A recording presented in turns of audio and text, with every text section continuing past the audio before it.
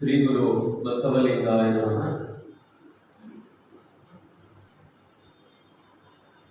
ಕಾಂಚನವೆಂಬ ನಾಯನೆಚ್ಚಿ ನಿಮ್ಮ ನಾನು ಮರೆತನೆಯ. ಕಾಂಚನಕ್ಕೆ ವೇಳೆಯಿಲ್ಲದೆ ಲಿಂಗಕ್ಕೆ ವೇಳೆಯಿಲ್ಲ. ಅಡಿಕೆಗೆ ಮೆಚ್ಚಿದ ಸ್ವಣಗ ಅಮೃತದ ರುಚಿಯ ಬಲ್ಲದೆ ಮಹಾದಾನಿ ಕೂಡಲ ಸಂಗಮ ದೇವ. ಸಕಲ ಜೀವರಾಶಿಗೆ ಲೇಸನ್ನ ಬಯಸಿದ ಸಮಗ್ರ ಕ್ರಾಂತಿಯ ನೇತಾರರಾದ ಅಪ್ಪ ಬಸವ ತಂದೆಯಿಂದ ಹೃದಯ ಮಂದಿರದಲ್ಲಿ ಧ್ಯಾನಿಸಿ ಅರಿವು ಆಚಾರ ಅನುಭವ ಕರುಣಿಸಿದ ಗುರುಗಳ ಶ್ರೀಚರಣಕ್ಕೆ ಅನಂತ ಪ್ರಣಾಮಗಳನ್ನು ಸಲ್ಲಿಸಿ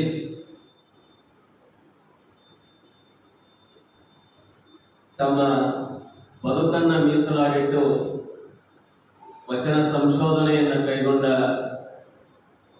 ವಚನ ಸಂಶೋಧಕ ಪಿತಾಮಹ ಡಾಕ್ಟರ್ ಬೋಗು ಹೊಳಕಟ್ಟಿಯವರನ್ನ ಈ ಪವಿತ್ರ ಸಂದರ್ಭದಲ್ಲಿ ಸ್ಮರಣೆ ಮಾಡಿ ಜಹೀರಾಬಾದ್ನಲ್ಲಿ ನಡೆದಿರುವ ಶ್ರಾವಣ ಮಾಸದ ಬಸವಾದಿ ಶರಣರ ತತ್ವಚಿಂತನ ಕಾರ್ಯಕ್ರಮದಲ್ಲಿ ಶ್ರದ್ಧಾಭಕ್ತಿಯಿಂದ ಭಾಗಿಗಳಾಗಿರುವ ಎಲ್ಲ ಶರಣರಲ್ಲಿ, ತಾಯಂದಿರಲ್ಲಿ, ಮುದ್ದು ಮಕ್ಕಳಲ್ಲಿ, ನಿಮ್ಮೆಲ್ಲರ ಹೃದಯ ಕಮಲದಲ್ಲಿರುವ ಬಸವ ಚೇತನಕ್ಕೆ ಅನಂತ ಶರಣು ಶರಣಾರ್ಥಿ.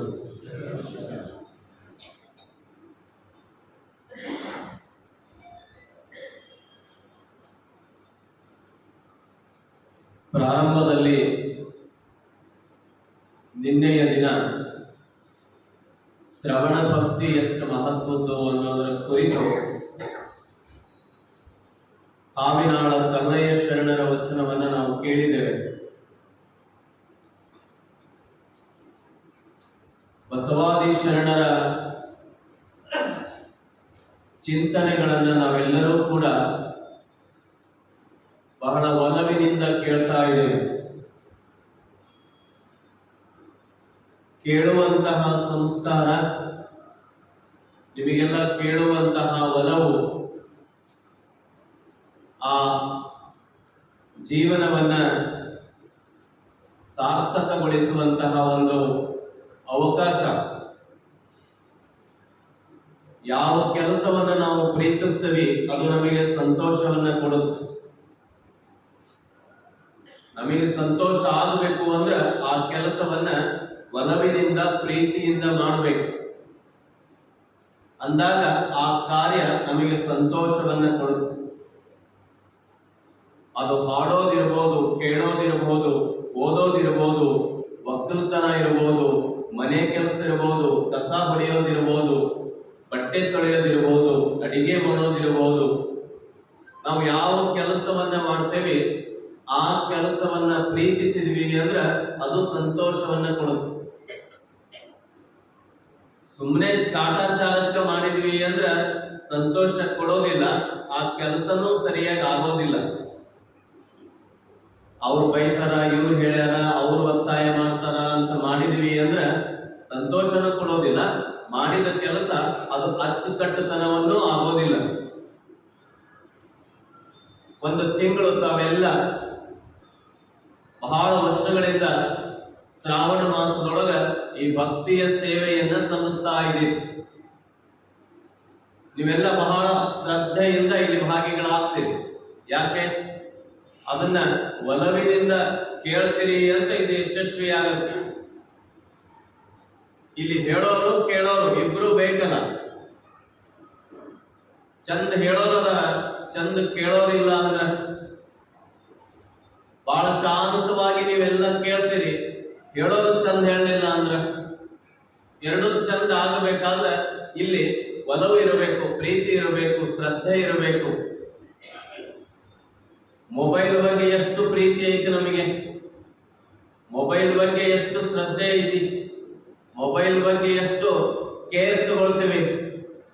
ತಗೋಬಾರ್ದು ಅಂತಲ್ಲ, ಅದಕ್ಕೆ ಎಷ್ಟು ಕೇರ್ ತಗೊಳ್ತೀವಿ, ಅದಕ್ಕಿಂತ ಹೆಚ್ಚು ಕೇರನ್ನ ನಮ್ಮ ಬದುಕನ್ನ ಸುಂದರಗೊಳಿಸುವಂತಹ ಒಂದು ಅವಕಾಶವನ್ನ ನಾವೆಲ್ಲ ತಂದುಕೊಳ್ಳುವಂತಹ ಸಂದರ್ಭ ಇದೆ. ನಮಗೆಲ್ಲ ಒಂದು ಅಂಚ ಐತಿ, ಆಸೆ ಐತಿ, ಬಯಕೆ ಐತಿ. ಏನು? ಎಲ್ಲರೂ ಹೆಣ್ಣು ಮಕ್ಕಳಿರ್ಲಿ, ಗಂಡು ಮಕ್ಕಳಿರ್ಲಿ, ಸನ್ಯಾಸಿ ಇರ್ಲಿ, ಸಂಸಾರಿ ಇರ್ಲಿ, ಅವರೆಲ್ಲರ ಬಯಕೆ ಏನು? ನಾ ಚಂದ ಕಾಣಬೇಕು, ನಾ ಸುಂದರ ಕಾಣಬೇಕು ಅಂತ ಬಯಸ್ತೇವಲ್ಲ. ನಾ ಸುಂದರ ಕಾಣಬೇಕು, ನಾ ಚಂದ ಕಾಣಬೇಕು ಅಂತ ಬಯಸ್ತೇವೆ, ಎಲ್ಲರೂ ಬಯಸ್ತಾರೆ. ನಾ ನೋಡುಗರಿಗೆ ಕುರೂಪವಾಗಿ ಕಾಣಬೇಕು, ಅಸಹ್ಯವಾಗಿ ಕಾಣಬೇಕು, ವಿಕಾರವಾಗಿ ಕಾಣಬೇಕು ಅಂತ ನಾವ್ಯಾರು ಬಯಸೋದಿಲ್ಲ. ಇನ್ನು ಎರಡನೇ ಬಯಕೆ ಏನು?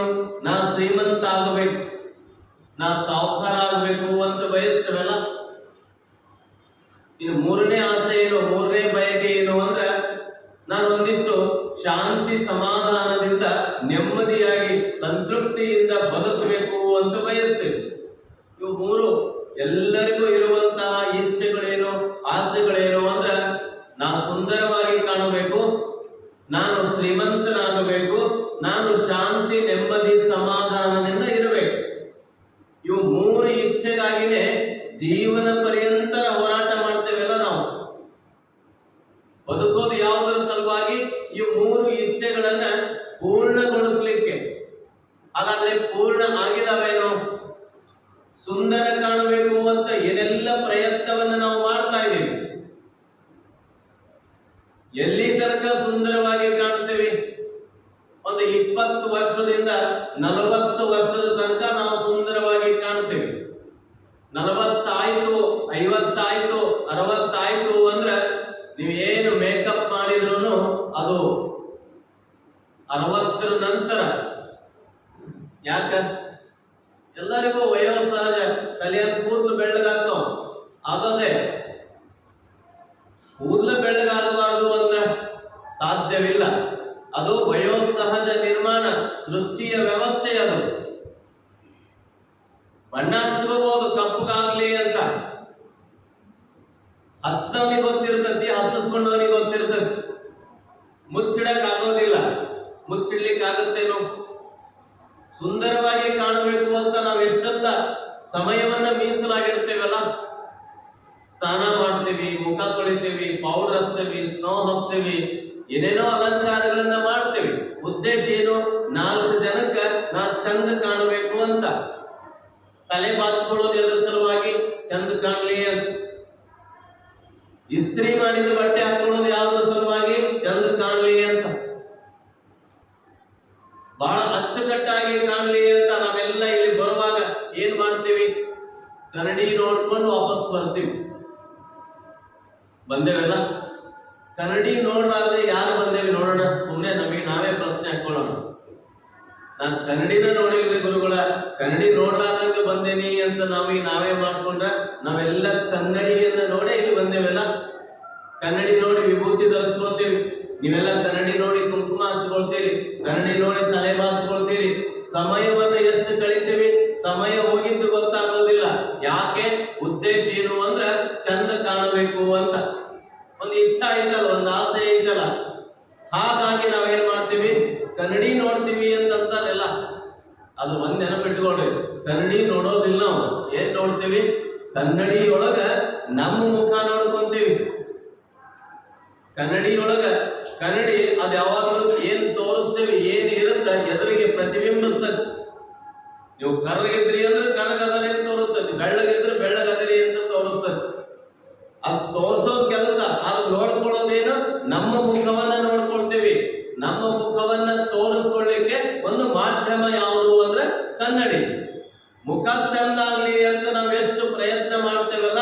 ಹಾಗೆ ಈ ಶ್ರಾವಣ ಮಾಸದ ಪ್ರವಚನ, ಈ ಸತ್ಸಂಗ ಎದಕ್ಕಾಗಿ ಅಂತಂದ್ರೆ ಕಣ್ಣಿಗೆ ಕಾಣಲಾರದ ಒಂದು ಮನಸ್ಸೈತಿ, ಕಣ್ಣಿಗೆ ಕಾಣಲಾರದ ಒಂದು ಭಾವ ಐತಿ, ಕಣ್ಣಿಗೆ ಕಾಣಲಾರದ ಒಂದು ಬುದ್ಧಿ ಐತಿ. ಅದು ಚಂದ ಮಾಡ್ಲಿಕ್ಕೆ 1 ತಾಸು ನಾವು ನೀವೆಲ್ಲರೂ ಇಲ್ಲಿ ಸೇರೋದು. ಮುಖ ಕಣ್ಣಿಗೆ ಕಾಣಿಸ್ತತಿ, ಅದನ್ನ ಅಲಂಕಾರ ಮಾಡ್ಕೊಳ್ತೀವಿ. ಮನಸ್ಸು ಕಣ್ಣಿಗೆ ಕಾಣೋದಿಲ್ಲ, ಬುದ್ಧಿ ಕಣ್ಣಿಗೆ ಕಾಣೋದಿಲ್ಲ. ಹಾಗಾದ್ರೆ ಅದನ್ನ ಸುಂದರಗೊಳಿಸುವಂತಹದ್ದು ಯಾವಾಗ? ಆ ಸುಂದರಗೊಳಿಸ್ಲಿಕ್ಕೆ ಶರಣರ, ಮಹಾತ್ಮರ, ದಾರ್ಶನಿಕರ ಒಂದಿಷ್ಟು ವಿಚಾರಗಳನ್ನ ಎರಡೂ ಕಿವಿಗೆ ನಾವು ಹಾಕ್ತಾ ಹೋದ್ವಿ ಅಂತಂದ್ರೆ ಏನಾಗುತ್ತಲ್ಲಿ ಅಂದ್ರೆ ಭಾವನೆಗಳು ಸುಂದರ ಆಗ್ತವೆ, ಮನಸ್ಸು ಸುಂದರ ಆಗುತ್ತೆ, ಬುದ್ಧಿ ಸುಂದರ ಆಗುವಂತ.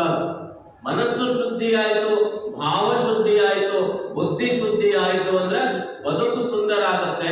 ಬದುಕು ಸುಂದರ ಆಯ್ತು ಅಂದ್ರೆ ಬದುಕಿನ ಆನಂದ, ಬದುಕಿನ ಸಂತೋಷ, ಬದುಕಿನ ಸಮಾಧಾನ ಹೆಚ್ಚಾಗ್ತಾ ಹೋಗುತ್ತೆ. ನಾವು ಬದುಕಿರುವಂತ ಉದ್ದೇಶ ಏನು? ಒಂದಿಷ್ಟು ದೇಹದ ಹಸಿವು ಒಂದಿಷ್ಟಾದ್ರೆ ಮನಸ್ಸಿನ ಹಸಿವು ಒಂದಿಷ್ಟು. ನಾವೇನ್ ಮಾಡ್ತೀವಿ? ಈ ದೇಹದ ಹಸಿವಿಗೆ, ಹೊಟ್ಟೆಯ ಹಸಿವಿಗೆ ಎರಡೊತ್ತು ಪ್ರಸಾದ ಮಾಡ್ತೀವಿ ಅಥವಾ ಮೂರೊತ್ತು ಪ್ರಸಾದ ಮಾಡ್ತೀವಿ. ಈ ಹೊಟ್ಟಿಗೆ ಬುತ್ತಿಯನ್ನ ನೀವು ಹೋಳಿಗೆ ಹಾಕ್ಬೋದು, ರೊಟ್ಟಿ ಹಾಕ್ಬೋದು, ಚಪಾತಿ ಹಾಕ್ಬೋದು, ಅನ್ನ ಊಟ ಮಾಡಬಹುದು, ಮತ್ತೊಂದು ಊಟ ಮಾಡಬಹುದು. ಯಾಕ? ಈ ಹಸಿವನ್ನ ನೀಗಿಸ್ಲಿಕ್ಕೆ ನಾವೇನ್ ಮಾಡ್ತೀವಿ? ಪ್ರಸಾದವನ್ನ ಮಾಡ್ತೀವಿ. ಹೊಟ್ಟೆಯ ಹಸಿವು ಒಂದೇ ಇಲ್ಲ ಮನುಷ್ಯನಿಗೆ, ನೆತ್ತಿಯ ಹಸಿವು ಕೂಡ ಐತಿ. ನೆತ್ತಿಯ ಹಸಿವು ಏನು ಅಂದ್ರ ನಾನು ಸಮಾಧಾನವಾಗಿರ್ಬೇಕು, ಶಾಂತವಾಗಿರ್ಬೇಕು, ನೆಮ್ಮದಿಯಾಗಿರ್ಬೇಕು ಅನ್ನೋ ಹಂಬಲ ಹಸಿವು ಯಾವುದದು ಅಂದ್ರ ನೆತ್ತಿಯ ಹಸಿವು. ಈ ಪ್ರವಚನ ಏನ್ ಕೆಲಸ ಮಾಡ್ತತಿ? ನಿಮಗೊಂದು 10 ನಿಮಿಷ ಬಸವನಾಮ ಸ್ಮರಣೆಯ ಪ್ರಾರ್ಥನೆಯನ್ನು ನಾವು ಮಾಡಿಸ್ತೀವಿ. ಅದು ಏನು ಕೆಲಸ ಮಾಡ್ತತಿ ಅಂದ್ರ ಅದು ಬುತ್ತಿ. ಯಾವುದರ ಬುತ್ತಿ ಅಂದ್ರ ನೆತ್ತಿಯ ಬುತ್ತಿ. ಪ್ರಾರ್ಥನೆ ನೆತ್ತಿಗಾಗಿ ಬುತ್ತಿ, ಪ್ರವಚನ ನೆತ್ತಿಗಾಗಿರುವಂತಹ ಬುತ್ತಿ. ಹೊಟ್ಟಿಗೆ ಅನ್ನ ಹಾಕ್ತೀವಿ, ರೊಟ್ಟಿ ಹಾಕ್ತೀವಿ, ಹಾಗೆ ನೆತ್ತಿಗೂ ಒಂದಿಷ್ಟು ಸುಂದರಗೊಳಿಸ್ಲಿಕ್ಕೆ, ಭಾವನೆಗಳನ್ನ ಸುಂದರಗೊಳಿಸ್ಲಿಕ್ಕೆ ನಾವೇನ್ ಮಾಡ್ತೀವಿ? ಒಳ್ಳೆಯ ವಿಚಾರಗಳನ್ನ ಕೇಳ್ತೀವಿ. ಒಳ್ಳೆಯ ವಿಚಾರಗಳನ್ನ ಕೇಳಿದಾಗ ಎಷ್ಟು ಆನಂದ ಆಗುತ್ತೆ, ಎಷ್ಟು ಸಂತೋಷ ಆಗುತ್ತೆ, ಎಷ್ಟು ಸಮಾಧಾನ ಆಗುತ್ತೆ. ಯಾಕೆ? ಆ ಮನಸ್ಸಿನ ಹಸಿವನ್ನ ನೀಗಿಸುವಂತಹ ವ್ಯವಸ್ಥೆಗೆ ಪ್ರವಚನವನ್ನ ಎಷ್ಟು ವರ್ಷದಿಂದ ನೀವು ಕೇಳ್ಕೊಂತ ಬಂದಿದ್ದೀರಿ, ವರ್ಷ ಮಾಡ್ತೀರಿ. ವರ್ಷ ಮಾಡುವಂತಹ ಉದ್ದೇಶ ಏನು ಅಂದ್ರ ನಮ್ಮ ಹಿರಿಯರು ಏನ್ ಮಾಡಿದ್ರು ಅಂದ್ರ ಈ ನೆತ್ತಿಗೆ ಬುತ್ತಿ ಒದಗಿಸುವಂತಹ ಕೆಲಸವನ್ನ ಮಾಡಿ ಹೋದ್ರು. 11 ತಿಂಗಳು ಏನು ನೀವು ಜೀವನ ಮಾಡ್ರಿ, ವ್ಯಾಪಾರ ಮಾಡ್ರಿ, ಉದ್ಯೋಗ ಮಾಡ್ರಿ, ಒಕ್ಕಲ್ತನ ಮಾಡ್ರಿ, ಏನೇ ಕಾಯಕ ಮಾಡ್ರಿ, ಈ 1 ತಿಂಗಳೊಳಗ ಈ ಸತ್ಸಂಗವನ್ನ, ಮಹತ್ವದ ವಿಚಾರಗಳನ್ನ ಕೇಳೋದನ್ನ ನೀವು ಮರಿಬೇಡ್ರಿ ಎನ್ನುವಂತಹದ್ದು. ಅಮೇರಿಕ ದೇಶದೊಳಗ ಎಮರ್ಸನ್ ಅಂತ ಆಗಿರೋದ ಬಹುದೊಡ್ಡ ಚಿಂತಕ, ಅಮೇರಿಕ ದೇಶದ ಎಮರ್ಸನ್ ಅನ್ನುವಂತಹ ಚಿಂತಕ ಬದುಕಿನ ಸೂತ್ರವನ್ನ ಕುರಿತೊಂದು ಮಾತು ಹೇಳ್ತಾನೆ. ನಿಮ್ಮ ಬದುಕಿನ ಭಾವನೆಗಳು, ಆಲೋಚನೆಗಳು ಸುಂದರ ಆಗಬೇಕು ಅನ್ನೋದಾದ್ರೆ ಬೆಳಗ್ಗೆಯಿಂದ ನೀವೇನು ಆಲೋಚನೆ ಮಾಡ್ತಾ ಹೇಳ್ತಿರಲ್ಲ, ಇವತ್ತು ನನಗೆ ಒಳ್ಳೇದಾಗುತ್ತೆ, ಇವತ್ತು ನಾನು ಒಳ್ಳೆಯ ಕೆಲಸ ಮಾಡ್ತೀನಿ, ಇವತ್ತು ಪೂರ್ತಿ ನಾನು ಸಂತೋಷವಾಗಿರ್ತೀನಿ ಅನ್ನೋ ಆಲೋಚನೆಯೊಂದಿಗೆ ನೀವು ಎದ್ರಿ ಅಂದ್ರೆ ಅವತ್ತಿನ ಜೀವನ ನಿಮಗೆ ಉಲ್ಲಾಸದಾಯಕವಾಗಿರುತ್ತೆ, ಉತ್ಸಾಹದಾಯಕವಾಗಿರುತ್ತೆ. ನೋಡ್ರಿ ಎಷ್ಟು ಚಂದ ಹೇಳ್ತಾನ, ಬದುಕನ್ನ ಕುರಿತು ಎಷ್ಟು ಸುಂದರ ಹೇಳ್ತಾನಂದ್ರ ನಾವೇನ್ ತಿಳ್ಕೊಂಡೇವಿ? ಬದುಕು ಸುಂದರ ಆಗೋದು ಬಂಗಾರದಿಂದ, ಬದುಕು ಸುಂದರ ಆಗೋದು ಹಣದಿಂದ, ಬದುಕು ಸುಂದರ ಆಗೋದು ಮನುಷ್ಯ ದೊಡ್ಡವಾಗೋದು ಆಸ್ತಿಯಿಂದ ಅಂತ ನಾವು ತಿಳ್ಕೊಳ್ತೇವೆ. ಅದು ಇರೋ ತನಕ. ಆದ್ರೆ ಅದಕ್ಕಿಂತ ಮುಖ್ಯವಾಗಿ ನಮ್ಮ ಬದುಕಿನ ಸಾರ್ಥಕತೆ ಆಗೋದು ಯಾವಾಗ? ಇವತ್ತು ಈ ಬೆಳಿಗ್ಗೆ ಹಾಸಿಗೆಯಿಂದ ಏಳುವಾಗ ಆಲೋಚನೆ ಮಾಡ್ಕೋತ ಏಳಬೇಕು. ಏನಂತ? ಇವತ್ತಿನ ದಿವಸ ಭಗವಂತ ನಿನ್ನ ಕೃಪೆಯಿಂದ ನನಗೆ ಒಳ್ಳೇದಾಗತ್ತೆ, ಒಳ್ಳೆ ರೀತಿಯಿಂದ ನಾನು ಜೀವನವನ್ನ ಕಳೀತೀನಿ, ಈ ಸಮಯವನ್ನ ನಾನು ಸಾರ್ಥಕಗೊಳಿಸ್ಕೊಳ್ತೀನಿ ಅನ್ನೋ ಆಲೋಚನೆಯಿಂದ ನಮ್ಮ ದಿನಚರಿಯನ್ನ ಆರಂಭ ಮಾಡಬೇಕು. ಅದು ನಮ್ಮ ಪರಿಸ್ಥಿತಿ ಏನಾಗೈತಿ? ಹಾಸಿಗೆಯಿಂದ ಮೇಲೆ ಏಳುವಾಗ, ಬೆಳಗ್ಗೆ ಹಾಸಿಗೆಯಿಂದ ಮೇಲೆ ಏಳುವಾಗ ಇವತ್ತು ಏನಾಗುತ್ತೋ ಏನೋ, ಯಾರ ಮುಖ ನೋಡ್ತಾನೋ ಏನೋ, ಏನು ಅಪಶಕುನ ಆಗುತ್ತೋ ಏನೋ, ಏನು ಶುಭ ಶಕುನ ಸಿಗುತ್ತೋ ಏನೋ. ಏಳುವಾಗನ ಹಿಂಗೆ ಚಿಂತೆಯಿಂದ ಇದ್ವಿ ಅಂದ್ರ ಇಡೀ ಜೀವನ ಪೂರ್ತಿ ಅವತ್ತಿನ ದಿನ 24 ಗಂಟೆ ಅದು ಹೇಗ್ ಕಳೀತೈತಿ ಅಂದ್ರ ವ್ಯಥೆಯೊಳಗ, ಚಿಂತೆಯೊಳಗನ ಕಳೀತೈತಿ. ಈ ಭಾವನೆಗಳನ್ನ, ಆಲೋಚನೆಗಳನ್ನ ಸುಂದರ ಮಾಡುವಂತಹ ವಿಧಾನ ಏನು ಅಂದ್ರ ಭಗವಂತ ಇವತ್ತು ನಿನ್ನ ಕೃಪೆಯಿಂದ ನನ್ನ ಆಯಸ್ಸು ಗಟ್ಟಿ ಐತಿ, ಎಷ್ಟು ವಿಚಿತ್ರ ನೋಡ್ರಿ. ರಾತ್ರಿ ಎಲ್ಲಾ ಕೂತಿರ್ತೇವೆ, ಎಲ್ಲಾ ಮಾತಾಡಿರ್ತೇವೆ, ಊಟ ಮಾಡಿರ್ತೇವೆ, ಒಂದ್ 10 ನಿಮಿಷ ತಿರುಗಾಡಿರ್ತೇವೆ. ಬೆಳಿಗ್ಗೆ ಏಳೋದ್ರೊಳಗರ ಹಾರ್ಟ್ ಫೇಲ್ ಆಗಿ ಹೋದ್ರು ಅಂತೀವಿ. ಎಷ್ಟು ವಿಚಿತ್ರ ಅಲ್ಲ. ಯಾವಾಗ ಪ್ರಾಣ ಹೋಗ್ತತಿ ಅಂತ ಗೊತ್ತಿಲ್ಲ. ಗೊತ್ತೈತೇನೋ? ಎಷ್ಟು ಭಗವಂತನ ನಿಯಮ ಎಷ್ಟು ವಿಚಿತ್ರ ವಿಶೇಷ ಅಂತಂದ್ರ, ಹುಟ್ಟೋದು ನಮ್ ಕೈಯೊಳಗಿಲ್ಲ, ಹೋಗಿ ಸಾಯೋದು ನಮ್ ಕೈಯೊಳಗಿಲ್ಲ. ಹುಟ್ಟು ಯಾವಾಗ ಹುಡ್ತೇವೆ ಅಂತ ಗೊತ್ತಿಲ್ಲ, ಯಾವಾಗ ಪ್ರಾಣ ಹೋಗ್ತತಿ ಅಂತ ಗೊತ್ತಿಲ್ಲ. ವಿಚಾರ ಮಾಡ್ರಿ. ಈಗ ವಿಜ್ಞಾನ ಎಷ್ಟು ಮುಂದುವರೆದತಿ ಅಂದ್ರೆ, ತಾಯಿಯ ಗರ್ಭದೊಳಗಿರುವಂತಹ ಕೂಸು ಹೆಣ್ಣು ಗಂಡು ಅಂತ ಕಂಡುಹಿಡಿತಾರೆ. ಸ್ಕ್ಯಾನಿಂಗ್ ಮಾಡಿಬಿಟ್ರೆ ಆ ತಾಯಿಯ ಗರ್ಭದೊಳಗಿರೋದು ಕೂಸು ಹೆಣ್ಣು ಕೂಸೈತಿ ಅಂತ ಪತ್ತೆ ಹಚ್ಚಬಹುದು, ಗಂಡ ಕೂಸೈತಿ ಅಂತ ಪತ್ತೆ ಹಚ್ಚಬಹುದು. ಈಗಿನ ವಿಜ್ಞಾನಕ್ಕೂ ಸವಾಲಾಗೈತಿ. ಏನು ಕೂಸು ಗಂಡೈತಿ ಹೆಣ್ಣೈತಿ ಅಂತ ಹೇಳೋದು ವಿಜ್ಞಾನ. ಆದ್ರ ಆ ತಾಯಿಯ ಗರ್ಭದೊಳಗ ಕೂಸಿಗೆ ಪ್ರಾಣ ಹೆಂಗ ಬಂತು ಅಂತ ವಿಜ್ಞಾನಕ್ಕೂ ಹೇಳಕ್ಕಾಗಿಲ್ಲ. ಅದು ಭಗವಂತ ಸೃಷ್ಟಿ ಮಾಡಿದ ಅದ್ಭುತ ವಿಸ್ಮಯ. ಕೂಸು ಗಂಡು ಹೆಣ್ಣು ಅಂತ ಹೇಳಿದಿವೆ ಹೊರತು ಪ್ರಾಣ ಚೈತನ್ಯ, ಪ್ರಾಣ ಶಕ್ತಿ ಆ ತಾಯಿಯ ಗರ್ಭದ ಕೂಸಿಗೆ ಹೆಂಗ್ ಬಂತು ಅಂತ ಹೇಳಲಿಕ್ಕೆ ಸಾಧ್ಯವಾಗಿಲ್ಲ ಇಂದಿನ ವಿಜ್ಞಾನ. ಅದಕ್ಕೆ ಹುಟ್ಟು ಸಾವು ಅದು ಅಗೋಚರವಾಗಿರುವಂತಹದ್ದು. ಅದು ನಿಮ್ಮ ಕೈಯೊಳಗಿಲ್ಲ. ಯಾವಾಗ ಹೋಗ್ತಾನೆ ಗೊತ್ತಿಲ್ಲ, ಹೋಗೋದ್ರೊಳಗನ. ಅದಕ್ಕೆ ಅಂಬಿಗರ ಚೌಡಯ್ಯ, ಗಾಳಿ ಬಿಟ್ಟಾಗ ತೂರಿಕೊಳ್ಳಿರಯ್ಯ, ಗಾಳಿ ನಿಮ್ಮ ಅಧೀನ ಅಲ್ಲವಯ್ಯ, ಶಿವಶರಣ ಎಂಬುದೊಂದು ಗಾಳಿ ಬಿಟ್ಟಾಗ ಬೇಗ ತೂರಿಕೊಳ್ಳಿರೆಂದ ಅಂಬಿಗರ ಚೌಡಯ್ಯ. ಎಷ್ಟು ಅದ್ಭುತ. 3 ಸಾಲನೇ ಹೇಳ್ತಾನೆ ಅಂಬಿಗರ ಚೌಡಯ್ಯ ಶರಣರು. ಗಾಳಿ ಬಿಟ್ಟಾಗ ತೂರಿಕೊಳ್ಳಿರಯ್ಯ. ನಾವೆಲ್ಲ ಬದುಕೇವಿ ಎದರ ಮೂಲಕ? ಉಸಿರಾಡ್ತೇವೆಲ್ಲ, ಉಸಿರನ್ನ ತಗೊಳ್ತೇವೆ, ಉಸಿರನ್ನ ಬಿಡ್ತೇವೆ. ಒಂದು ಕ್ಷಣ ಗೌತಮ ಬುದ್ಧನ ಚರಿತ್ರೆಯೊಳಗ ಒಂದು ಪ್ರಸಂಗ ಬರ್ತದೆ. ಬುದ್ಧ ಉಪದೇಶವನ್ನ ಮಾಡ್ತಾ ಹೋಗ್ತಾ ಇರ್ತಾನೆ. ಸಿದ್ಧಾರ್ಥನಾದ ಬುದ್ಧ, ಮಹಾರಾಜನಾದ ಸಿದ್ಧಾರ್ಥ ಗೌತಮ ಬುದ್ಧನಾಗ್ತಾನೆ. ಎಂತಹ ದೊಡ್ಡ ತ್ಯಾಗ ಆತನದು. ಮಹಾರಾಜನಾದವರು ಅರಮನೆಯನ್ನ ಬಿಟ್ಟು ಬರೋದು ಅಂದ್ರೆ, ಸುಖ ಭೋಗ ಭಾಗ್ಯವನ್ನ ಬಿಟ್ಟು ಬರೋದು ಅಂದ್ರೆ, ಅದಕ್ಕಿಂತ ದೊಡ್ಡದು ಏನು ಅನ್ನೋದನ್ನ ಕಂಡುಕೊಳ್ಳುವಂತಹ ಇಚ್ಛೆ ಎಷ್ಟು ಪ್ರಬಲವಾಗಿತ್ತು. ಹಿಂಗ ಉಪದೇಶ ಮಾಡ್ತಾ ಹೋಗ್ತಿರ್ತಾನೆ. ನೀವ್ ಹೆಂಗ್ ಕೂತ್ಕೊಂಡು ಕೇಳ್ತಾ ಇದ್ದೀರಿ, ಹಿಂಗೆ ಬಹಳ ಶಾಂತವಾಗಿ ಬುದ್ಧನ ಉಪದೇಶವನ್ನ ಕೇಳ್ಕೋತ 100 ಜನ ಕೊಡ್ತಿರ್ತಾರೆ. 100 ಜನ ಬುದ್ಧನ ಉಪದೇಶವನ್ನ ಕೇಳಲಿಕ್ಕೆ ಕುಳಿತುಕೊಂಡಂತಹ ಸಂದರ್ಭದೊಳಗ ಬುದ್ಧ ಒಂದು ಸರಳ ಪ್ರಶ್ನೆಯನ್ನ ಕೇಳ್ತಾನೆ ಎಲ್ಲರಿಗೂ. ಏನು ಸರಳ ಪ್ರಶ್ನೆಯನ್ನ ಕೇಳ್ತಾನೆ ಅಂದ್ರೆ, ಮನುಷ್ಯ ಎಷ್ಟು ವರ್ಷ ಬದುಕ್ತಾನೆ, ಮನುಷ್ಯನ ಆಯಸ್ಸು ಎಷ್ಟು ಅಂತ ಕೇಳ್ತಾನೆ Buddha.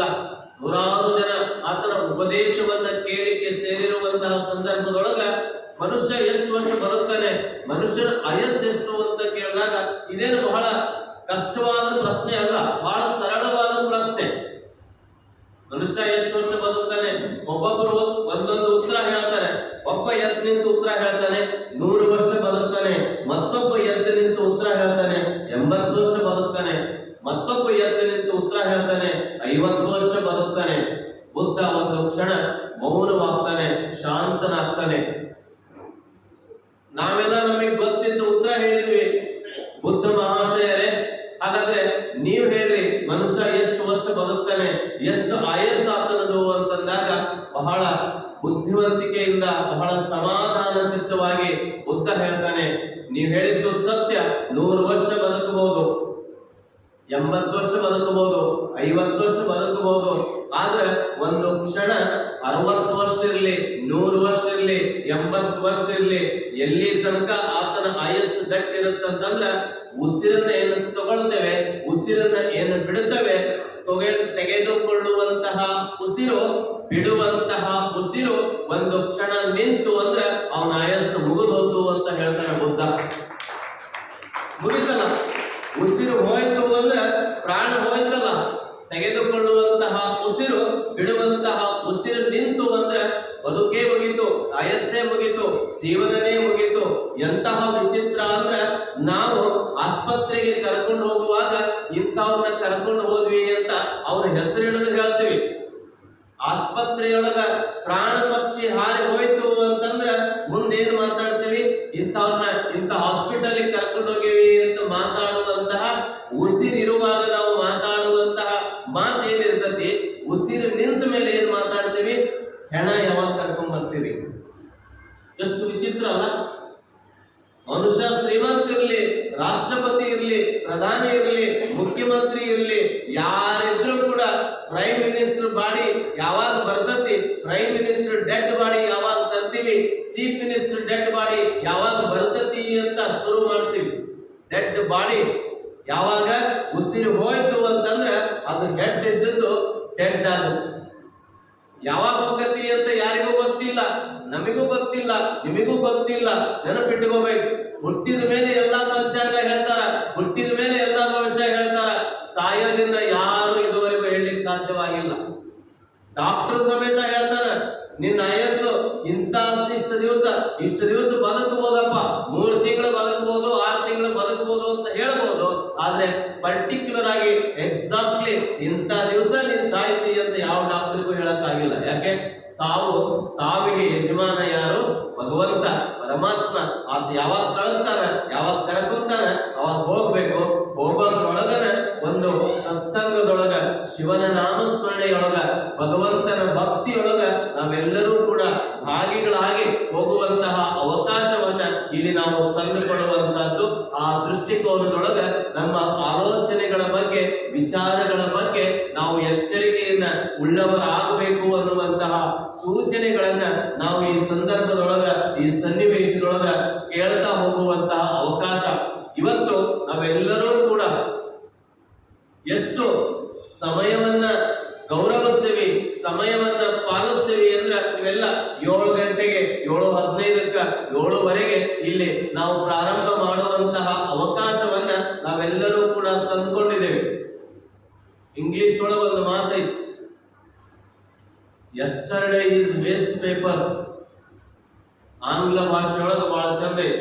Yesterday is waste paper, today is news paper, tomorrow is question paper, life is answer paper. ಎಷ್ಟು ಚಂದ ಹೇಳ್ತಾರ. Yesterday is waste paper. ನಿನ್ನೆ ಅನ್ನುವಂಥದ್ದು ಸತ್ ಹೋಗೈತಿ, ನಿನ್ನೆ ಅನ್ನುವಂಥದ್ದು ಮುಗಿದು ಹೋಗೈತಿ. ಆ ನಿನ್ನೆ ಅನ್ನುವಂಥದ್ದನ್ನ ಯಾರು ಖರೀದಿ ಮಾಡಿದ್ರು, ಯಾರು ದುಡ್ಡು ಕೊಟ್ಟರು ತಗೊಳ್ಳಿಕ್ಕಾಗೋದಿಲ್ಲ.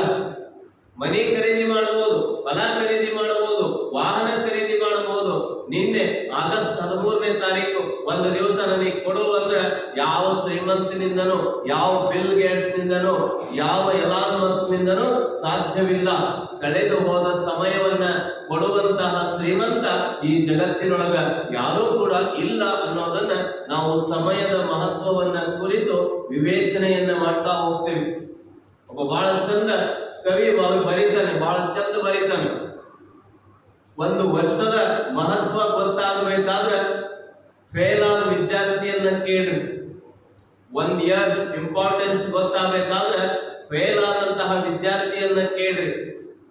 1 ತಿಂಗಳ ಮಹತ್ವ ಗೊತ್ತಾಗಬೇಕಾದ್ರೆ 9 ತಿಂಗಳಿಗೆ ಮಗುವಿಗೆ ಜನ್ಮ ಕೊಡುವ ತಾಯಿ 8ನೇ ತಿಂಗಳಿಗೆ ಜನ್ಮ ಕೊಟ್ಟವಳನ್ನ ಕೇಳಿ ನೋಡಿ ಗೊತ್ತಾಗುತ್ತೆ. ಇನ್ನ 1 ವಾರದ ಸಮಯ, 1 ವಾರದ ಮಹತ್ವ ಗೊತ್ತಾಗಬೇಕಾದ್ರೆ ವೀಕ್ಲಿ ಎಡಿಟರ್ನ, ವಾರದ ಪತ್ರಿಕೆಯ ಸಂಪಾದಕರನ್ನ ನಾವು ಕೇಳಿ ನೋಡಬೇಕು. 1 ವಾರದ ಮಹತ್ವ ಗೊತ್ತಾಗಬೇಕಾದ್ರೆ. ಇನ್ನ 1 ಗಂಟೆಯ ಮಹತ್ವ ಗೊತ್ತಾಗಬೇಕಾದ್ರೆ 1 ಗಂಟೆ ನಿನಗೆ ಕೊಡ್ತೀನಿ, ನಿನ್ನ ಅರ್ಧ ರಾಜ್ಯವನ್ನ ಬಿಟ್ಟು ಕೊಡ್ತೇನೆ. ಸಿಕಂದರ್ ಚಕ್ರವರ್ತಿ, ನಾನು ಅರ್ಧ ರಾಜ್ಯ ನನಗೆ ಬಿಟ್ಟು ಕೊಡ್ತೇನೆ, ಕಳೆದ 1 ಗಂಟೆಯನ್ನ ನನಗೆ ಕೊಡುವಂತ ಕೇಳ್ತಾನೆ. ಕಳೆದ 1 ಗಂಟೆಯನ್ನ ಕೊಡ್ಲಿಕ್ಕೆ ಸಾಧ್ಯವಾಗುವುದಿಲ್ಲ. ಇನ್ನು 1 ನಿಮಿಷದ ಮಹತ್ವ ಗೊತ್ತಾಗಬೇಕಾದ್ರೆ ವರ್ಲ್ಡ್ ಟ್ರೇಡ್ ಸೆಂಟರ್, ಅಮೆರಿಕಾದ ವರ್ಲ್ಡ್ ಟ್ರೇಡ್ ಸೆಂಟರ್ ಒಳಗ 1 ನಿಮಿಷದೊಳಗ ನಾನು ಓಡಿ ಬಂದೆ. 1 ನಿಮಿಷದೊಳಗ ನಾನು ಪ್ರಾಣವನ್ನ ಉಳ್ಕೊಂಡೆ. ಆ ಒಂದೇ 1 ನಿಮಿಷ ನನ್ನ ಪ್ರಾಣವನ್ನ ಉಳಿಸ್ತು.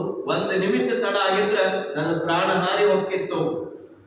ಒಂದು ಸೆಕೆಂಡ್ ಮಹತ್ವ ಗೊತ್ತಾಗಬೇಕಾದ್ರ ರನ್ನಿಂಗ್ ರೇಸ್ ಒಳಗ ಗೋಲ್ಡ್ ಮೆಡಲ್ ತಗೊಂಡವನ್ನ ಸೆಕೆಂಡ್ ಬಂದು ಸಿಲ್ವರ್ ಮೆಡಲ್ ಬೆಳ್ಳಿ ಪದಕವನ್ನ ತಗೊಂಡವನ್ನ ಕೇಳಿ ನೋಡ್ರಿ ಗೊತ್ತಾಗತ್ತೆ. ಒಂದು ಸೆಕೆಂಡ್ ನಾನು ಬೇಗ ಓಡಿದ್ರ ನನಗೆ ಗೋಲ್ಡ್ ಮೆಡಲ್ ಸಿಗ್ತಿತ್ತು.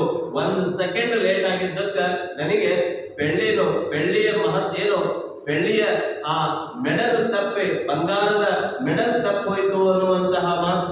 ಹಾಗೆ ಇಲ್ಲಿ ಸಮಯವನ್ನ ನಾವು ಹೇಗೆ ಬಳಸ್ಕೊಳ್ತೇವೆ, ಸಮಯವನ್ನ ಹೇಗೆ ನಾವು ಯುಟಿಲೈಸ್ ಮಾಡ್ಕೊಳ್ತೇವೆ, ಹಾಗೆ ಜೀವನವನ್ನ ನಾವು ಕಟ್ಟಿಕೊಡ್ಲಿಕ್ಕೆ ಸಾಧ್ಯ ಆಗುವಂತಹದ್ದು ಒಂದು ತಿಂಗಳು ಶ್ರಾವಣ ಮಾಸದೊಳಗ ನಾವೆಲ್ಲರೂ ಕೂಡ ಇಂತಹ ಅವಕಾಶವನ್ನ ಇಂತಹ ಸಮಯವನ್ನ ಸದುಪಯೋಗ ಪಡಿಸಿಕೊಳ್ಳುವಂತಹದ್ದು. ಆ ಸಮಯ ಬಹಳ ಅಮೂಲ್ಯವಾಗಿರುವಂತಹ ಸಮಯ.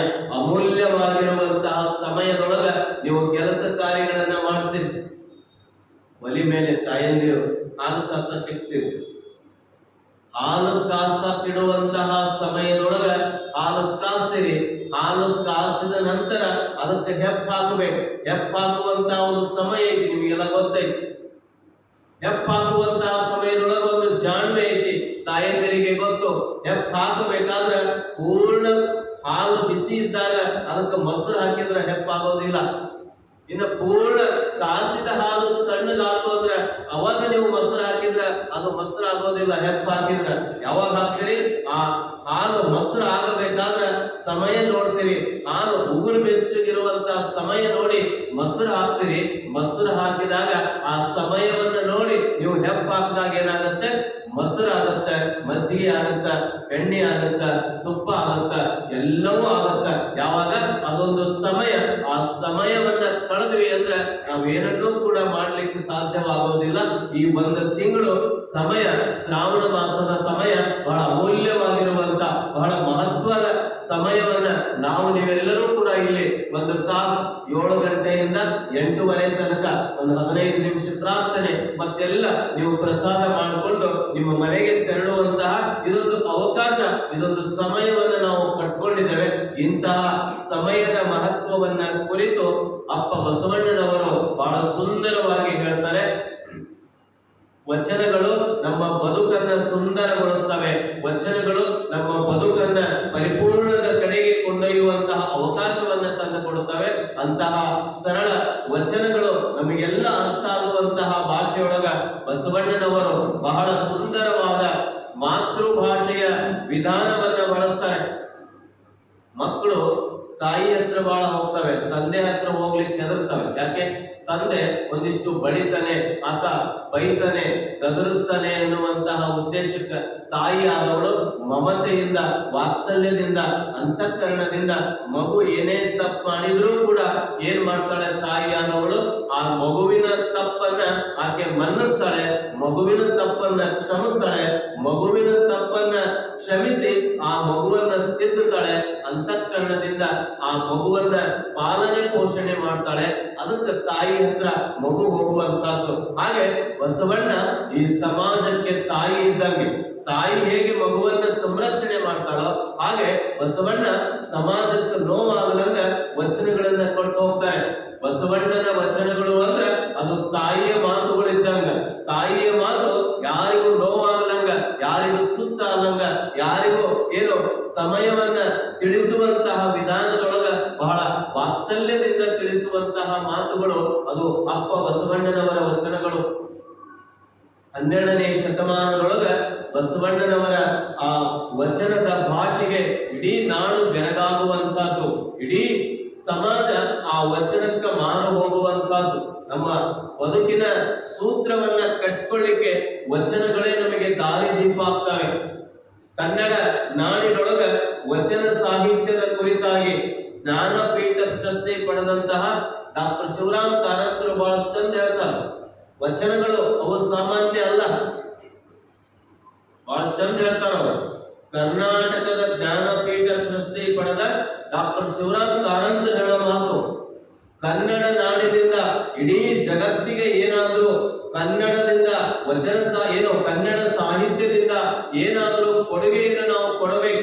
ಜಗತ್ತಿಗೆ ಒಂದು ಸಾಹಿತ್ಯವನ್ನ ಕನ್ನಡದಿಂದ ಕೊಡೋದೇನಾದರೂ ಇದ್ರೆ ಅದು ದಾಸ ಸಾಹಿತ್ಯ ಅಲ್ಲ, ಅದು ಮತ್ತೊಂದು ಸಾಹಿತ್ಯ ಅಲ್ಲ. ಕನ್ನಡದಿಂದ ಏನಾದರೂ ನಾವು ಜಗತ್ತಿಗೆ ಕೊಡೋದಿದ್ರೆ ಅದು ಬಸವಾದಿ ಶರಣರ ವಚನ ಸಾಹಿತ್ಯ ಅನ್ನೋ ಮಾತನ್ನ ಜ್ಞಾನಪೀಠ ಪ್ರಶಸ್ತಿ ಪಡೆದಂತಹ ಡಾಕ್ಟರ್ ಶಿವರಾಮ್ ಕಾರಂತ ಹೇಳ್ತಾರೆ. ನೋಡ್ರಿ, ಅನೇಕ ಸಾಹಿತ್ಯ ಇದ್ರ ಕನ್ನಡದ ವಿಶ್ವ ಸಾಹಿತ್ಯಕ್ಕೆ ಕೊಡೋದು ಕೊಡುಗೆ ಯಾವ್ದಾದ್ರು ಇದ್ರೆ ಅದು ವಚನ ಸಾಹಿತ್ಯ. ಎಂಥ ಸಾಹಿತ್ಯ, ಸುಂದರ ಸಾಹಿತ್ಯವನ್ನ ಶರಣರು ನಮಗೆ ಕೊಟ್ಟರು ಅಂದ್ರೆ ಆ ವಚನವೇ ನಮ್ಮ ಬದುಕಿಗೆ ಪ್ರೇರಣೆ, ವಚನವೇ ನಮ್ಮ ಬದುಕಿಗೆ ಬೆಳಕು, ವಚನವೇ ನಮ್ಮ ಬದುಕನ್ನ ಸಾರ್ಥಕಗೊಳಿಸುವಂತಹ ಸೂತ್ರಗಳು ಎಲ್ಲಿದಾವಂದ್ರೆ ವಚನಗಳು ಕೇವಲ ವಚನಗಳಲ್ಲ, ನಮ್ಮ ಬದುಕನ್ನ ಸಾರ್ಥಕಗೊಳಿಸುವಂತಹ ಮಂತ್ರಗಳು. ವಚನ ಅಂದ್ರ ಅವು ಮಂತ್ರಗಳಿದ್ದಂಗೆ, ವಚನಗಳು ಅಂದ್ರೆ ನಮ್ಮ ಬದುಕನ್ನ ಶಾಂತಗೊಳಿಸುವಂತಹ ಮಂತ್ರಗಳು ಅನ್ನುವಂತಹ ದೃಷ್ಟಿಕೋನದೊಳಗ ಅಪ್ಪ ಬಸವಣ್ಣನವರ ಒಂದು ವಚನ, ಕಾಂಚನವೆಂಬ ನಾಯನೆಚ್ಚಿ ನಿಮ್ಮ ನಾನು ಮರೆತೆನಯ್ಯ. ಎಷ್ಟು ಸರಳ ವಚನ ಹೇಳ್ತಾರೆ ಬಸವಣ್ಣನವರು. ಮತ್ತೊಬ್ಬರಿಗೆ ಬುದ್ಧಿವಾದ ಹೇಳೋದಿಲ್ಲ ಬಸವಣ್ಣ. ಎಷ್ಟು ಚಂದ ಹೇಳ್ತಾರ, ಲೋಕದ ಡೊಂಕ ನೀವೇಕೆ ತಿದ್ದುವಿರಿ. ಬಸವಣ್ಣನವರ ವಚನ, ನಿಮ್ಮ ನಿಮ್ಮ ತನುವ ಸಂತೈಸಿಕೊಳ್ಳಿ, ನಿಮ್ಮ ನಿಮ್ಮ ಮನವ ಸಂತೈಸಿಕೊಳ್ಳಿ, ನೆರೆಮನೆಯ ದುಃಖಕ್ಕೆ ಅಳುವರ ಮೆಚ್ಚ. ಎಷ್ಟು ಸರಳ ಹೇಳ್ತಾರ. ಮತ್ತೊಬ್ರು ತಪ್ಪು ತಿದ್ದಕ್ ಹೋಗ್ಬೇಡಪ್ಪ, ನಿನ್ನ ತಪ್ಪು ತಿದ್ದುಕೊಂಡಿ ಅಂದ್ರೆ ಜಗತ್ತೇ ಶ್ರೀಮಂತ ಜಗತ್ತೇ ಸಾರ್ಥಕ ಆಗುತ್ತೆ ಅಂತ ಹೇಳ್ತಾರ. ಲೋಕದ ಡೊಂಕ ನೀನೇಕೆ ತಿದ್ದುವಿ. ಎಷ್ಟು ಚಂದ ಹೇಳ್ತಾರ ನೋಡ, ಕಾಂಚನವೆಂಬ ನಾಯನೆಚ್ಚಿ ನಿಮ್ಮ ನಾನು ಮರೆತೆನಯ್ಯ. ಎಷ್ಟು ಸುಂದರ ಹೇಳ್ತಾರ. ಕಾಂಚನವೆಂಬ ನಾಯನೆಚ್ಚಿ ನಿಮ್ಮ ನಾನು ಮರೆತೆನಯ್ಯ ಅಂತ ಹೇಳ್ತಾರ ಅವ್ರು. ಎಷ್ಟು ಸರಳವಾಗಿ ಹೇಳ್ತಾರ. ನಾ ಮರ್ತೇನೆ, ನಿಮ್ಮನ್ನೇ ಮರ್ತೇನೆ. ಯಾಕೆ ನಿಮ್ಮನ್ನೇ ಮರ್ತೇನೆ? ಮೊಬೈಲ್ ಫೋನ್ ಅನ್ನ ನಾವು ಪ್ರತಿನಿತ್ಯ ಹೇಳ್ತೀವಿ.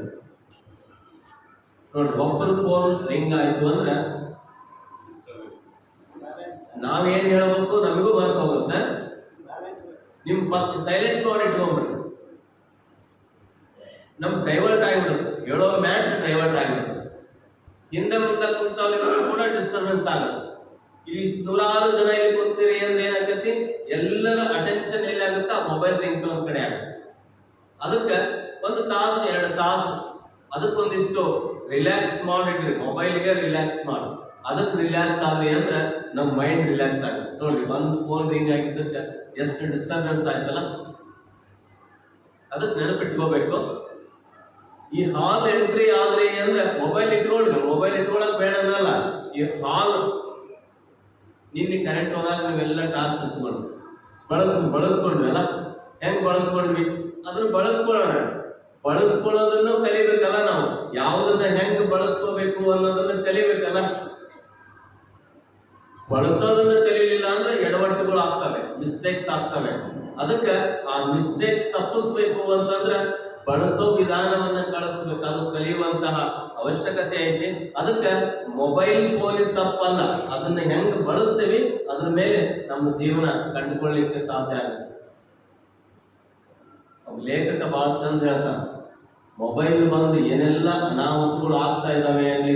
ಒಬ್ಬ ಲೇಖಕ ಬಹಳ ಚಂದ ಬರೀತಾನೆ, ಮೊಬೈಲ್ ಬಂದ ಮೇಲೆ ಜಗತ್ತು ಎಷ್ಟು ಬದಲಾವಣೆ ಆಗೈತಿ, ಎಷ್ಟು ಕಲ್ಲೋಲ ಆಗೈತಿ, ಎಷ್ಟು ವಿಚಿತ್ರ ಘಟನೆಗಳು ನಡೀತಾ ಇದಾವು ಅನ್ಲಿಕ್ಕೆ ಬಹಳ ಚಂದ ಹೇಳ್ತಾನೆ. ಕೇಳ್ರಿ ಮೊಬೈಲ್ ಬಗ್ಗೆ.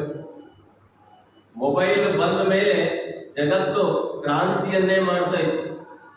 ಮೊಬೈಲ್ ಬಂದ ಮೇಲೆ ಏನಾಗೈತಿ ಅನ್ಲಿಕ್ಕೆ ಅಂತ ಹೇಳ್ತಾನೆ, ಶಿಷ್ಟಾಚಾರ ಸದಾಚಾರ ಔಟ್ ಗೋಯಿಂಗ್ ಆಗೈತಿ. ಕವಿಯ ಭಾಷೆಯೊಳಗೆ ಹೇಳ್ತಾನೆ, ಮೊಬೈಲ್ ಬಂದ ಮೇಲೆ ಏನಾಗೈತಿ, ಶಿಷ್ಟಾಚಾರ ಸದಾಚಾರ ಔಟ್ ಗೋಯಿಂಗ್ ಆಗೈತಿ. ಹೋಗೈತಿ. ಯಾವ್ದು ಹೋಗೈತಿ? ಸದಾಚಾರ ಹೋಗೈತಿ, ಶಿಷ್ಟಾಚಾರ ಹೋಗೈತಿ. ಇನ್ನು ಇನ್ಕಮಿಂಗ್ ಆಗೈತಿ. ಏನ್ ಇನ್ಕಮಿಂಗ್ ಆಗೈತಿ? ಭ್ರಷ್ಟಾಚಾರ ಅನಾಚಾರ ಇನ್ಕಮಿಂಗ್ ಆಗೈತಿ. ಎಷ್ಟು ಸರಳ ಹೇಳ್ತಾನ ಆತ ಈ ಮೊಬೈಲ್ನ ಬದಲಾವಣೆಯ ಕುರಿತು. ಇನ್ನ ಮುಂದುವರೆದು ಹೇಳ್ತಾನೆ, ಮಹಾತ್ಮರು ಬೋಧಿಸಿದ ರೀತಿ ನೀತಿಗಳೆಲ್ಲ ವ್ಯಾಪ್ತಿ ಪ್ರದೇಶದ ಹೊರಗಿದ್ದಾವೆ. ಮೊಬೈಲ್ ಬಂದ ಮೇಲೆ ಏನಾಗೈತಿ, ಮಹಾತ್ಮರು ಬೋಧಿಸಿದ ರೀತಿ ನೀತಿಗಳೆಲ್ಲ ವ್ಯಾಪ್ತಿ ಪ್ರದೇಶದ ಹೊರಗಿದ್ದಾವೆ. ಮಾನವೀಯತೆ ಸ್ವಿಚ್ ಆಫ್ ಆಗೈತಿ. ಸ್ನೇಹ ಪ್ರೀತಿ ವಿಶ್ವಾಸಗಳೆಲ್ಲ ಮಿಸ್ಕಾಲ್ ಆಗಿದಾವು ಅಂತ ಹೇಳ್ತಾನ. ಸ್ನೇಹ ಪ್ರೀತಿ ವಿಶ್ವಾಸಗಳೆಲ್ಲ ಮಿಸ್ಕಾಲ್ ಆಗ್ಯಾವು. ಇನ್ನು ಶಾಂತಿ ನೆಮ್ಮದಿ ನಾಟ್ ರೀಚಬಲ್ ಆಗೈತಿ ಅಂತ ಹೇಳ್ತಾನ, ಮಾನವೀಯತೆ ಸ್ವಿಚ್ ಆಫ್ ಆಗೈತಿ ಅಂತ ಹೇಳ್ತಾನ. ಅದಕ್ಕ ಇಷ್ಟೆಲ್ಲ ಅನಾಹುತಗಳು ಆಗಕುಂತಾವು ಅಂತ ಅನ್ಲಿ, ಅದ್ರಾಗ ಸಮಯ ಕಳೆದಿದ್ದು ಗೊತ್ತಾಗಲಾರದಂತ ಪರಿಸ್ಥಿತಿ ನಿರ್ಮಾಣ ಆಗೈತಿ. ನೆನಪಿಟ್ಟುಕೋಬೇಕು. ಅದಕ್ಕ ಬಸವಣ್ಣನವರು ಹೇಳ್ತಾರ, ಮೊಬೈಲ್ ಬಂದ ಮೇಲೆ ಏನ್ ಇಷ್ಟೆಲ್ಲ ಅವಾಂತರಗಳಾಗೈತೋ ಅದನ್ನ ಬಸವಣ್ಣನವರು ತಮಗೆ ತಾವೇ ಹೇಳ್ಕೊಳ್ತಾರೆ. ಏನು ಕಾಂಚನವೆಂಬ ನಾಯಿನಚ್ಚಿ ನಿಮ್ಮ ನಾನು ಮರೆತನಯ್ಯ. ನೋಡ್ರಿ, ಮೊಬೈಲ್ ಬಂದ್ಮೇಲೆ, ಫೇಸ್ಬುಕ್ ಬಂದ್ಮೇಲೆ, ವಾಟ್ಸಪ್ ಬಂದ್ಮೇಲೆ, ಇನ್ಸ್ಟಾಗ್ರಾಮ್ ಬಂದ್ಮೇಲೆ ಸುಮ್ಮನೆ ನಾವೆಲ್ಲ ಇಂಟರ್ನೆಟ್ ಆನ್ ಮಾಡಿ ನೋಡ್ಕೋಂತ ರೀಲ್ಸ್ ನೋಡ್ಕೋಂತ ಕುಂತ್ವಿ, ಫೇಸ್ಬುಕ್ ನೋಡ್ಕೋಂತ ಕುಂತ್ವಿ, ಇನ್ಸ್ಟಾಗ್ರಾಮ್ ನೋಡ್ಕೋಂತ ಕುಂತ್ವಿ ಅಂದ್ರೆ ಸಮಯ ಹೋಗಿದ್ದೇ ಗೊತ್ತಾಗೋದಿಲ್ಲ. ಮರ್ತು ಬಿಡ್ತೇವೆಲ್ಲ. ಊಟ ಮಾಡೋದನ್ನು ಮರ್ತು ಬಿಡ್ತೇವೆ ನಾವು. ಮೊಬೈಲ್ ಕೈಯಾಗಿತ್ತು ಅಂದ್ರೆ ಊಟ ಮಾಡೋದನ್ನು ಮರ್ತು ಬಿಡ್ತೇವೆ. ಅಷ್ಟು ಮರೆಯುವಂತ ಆಕರ್ಷಣೆ ಯಾವ್ದಕ್ಕೈತಿ ಅಂದ್ರೆ ಮೊಬೈಲ್ಗೆ ಐತಿ. ಅದನ್ನೇ 12ನೇ ಶತಮಾನದೊಳಗ ಅಪ್ಪ ಬಸವಣ್ಣನವರು ಹೇಳ್ತಾರ, ಕಾಂಚನವೆಂಬ ನಾಯಿ ನೆಚ್ಚಿ ನಿಮ್ಮ ನಾನು ಮರೆತನಯ್ಯ. ತಮಗೆ ತಾವೇ ಆತ್ಮಾವಲೋಕನ ಮಾಡ್ಕೊಳ್ತಾರೆ. ಎಷ್ಟು ಚಂದ ಆತ್ಮಾವಲೋಕನ ಮಾಡ್ಕೊಳ್ತಾರೆ ಅಂದ್ರೆ, ಅಪ್ಪ ಬಸವಣ್ಣನವರು ಪ್ರಧಾನ ಮಂತ್ರಿಯಾಗಿರುವಂತಹ ಸ್ಥಾನದೊಳಗಿದ್ರೂ ಕೂಡ ತಮಗೆ ತಾವೇ ಉಪದೇಶ ಮಾಡ್ಕೊಳ್ತಾರೆ. ಭಗವಂತ ಕಾಂಚನವೆಂಬ ನಾಯಿ ನೆಚ್ಚಿ, ಕಾಂಚನ ಅಂದ್ರೆ ಅದು ಸಿರಿ ಸಂಪತ್ತು, ಹಣ ಆಗಬಹುದು, ಬಂಗಾರ ಆಗಬಹುದು, ಆಸ್ತಿ ಆಗಬಹುದು, ಇವೆಲ್ಲದರ ಒಳಗ ನಾನು ಮರೆತಿದ್ದೇನೆ. ಯಾರನ್ನ ಮರೆತಿದ್ದೇನೆ? ನಿಮ್ಮನ್ನೇ ಮರ್ತೇನೆ ಅಂತ ಹೇಳ್ತಾರೆ ಬಸವಣ್ಣನವರು. ಕಾಂಚನವೆಂಬ ನಾಯಿ ನೆಚ್ಚಿ ನಿಮ್ಮ ನಾ ಮರೆತೇನಯ್ಯ, ನಿಮ್ಮನ್ನ ಮರ್ತೇನೆ. ಈ ನಾಯಿ ಅಂತಾರೋ, ಯಾವುದಕ್ಕೆ ನಾಯಿ ಅಂತಾರೆ?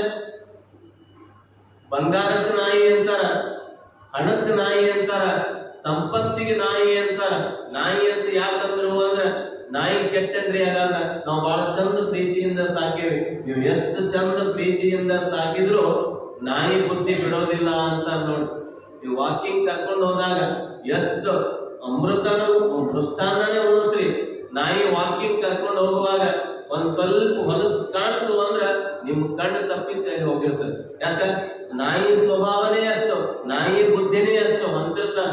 ನಾಯಿ ಬುದ್ಧಿ ಮಾಡ್ತಾನೆ ನೋಡುವಂತ. ಏನಾದ್ರೂ ಸ್ವಲ್ಪ ಕೆಟ್ಟದ್ದು ಕಾಣ್ತು ಅಂದ್ರ ಅಲ್ಲಿ ಚಂಗನೆ ಜಿಗದ್ ಹೋಗ್ತಾರೆ. ನೀವು ಅಂಬಾರಿಯೊಳಗೆ ಕುಂಡ್ರಿಸಿದ್ರು ಹೊಲಸು ಕಾಣ್ತು ಅಂತಂದ್ರ ಜಿಗದ್ ಹೋಗ್ತಾರೆ. ನನ್ನ ಅಂಬಾರಿಯೊಳಗೆ ಕುಂಡ್ರಿಸಿದ್ದಾರೆ, ಪಲ್ಲಕ್ಕಿಯೊಳಗೆ ಕುಂಡ್ರಿಸಿದ್ದಾರೆ ಅನ್ನೋದನ್ನು ಮರೆತು ಹೋಗ್ತತಿ ನಾಯಿ.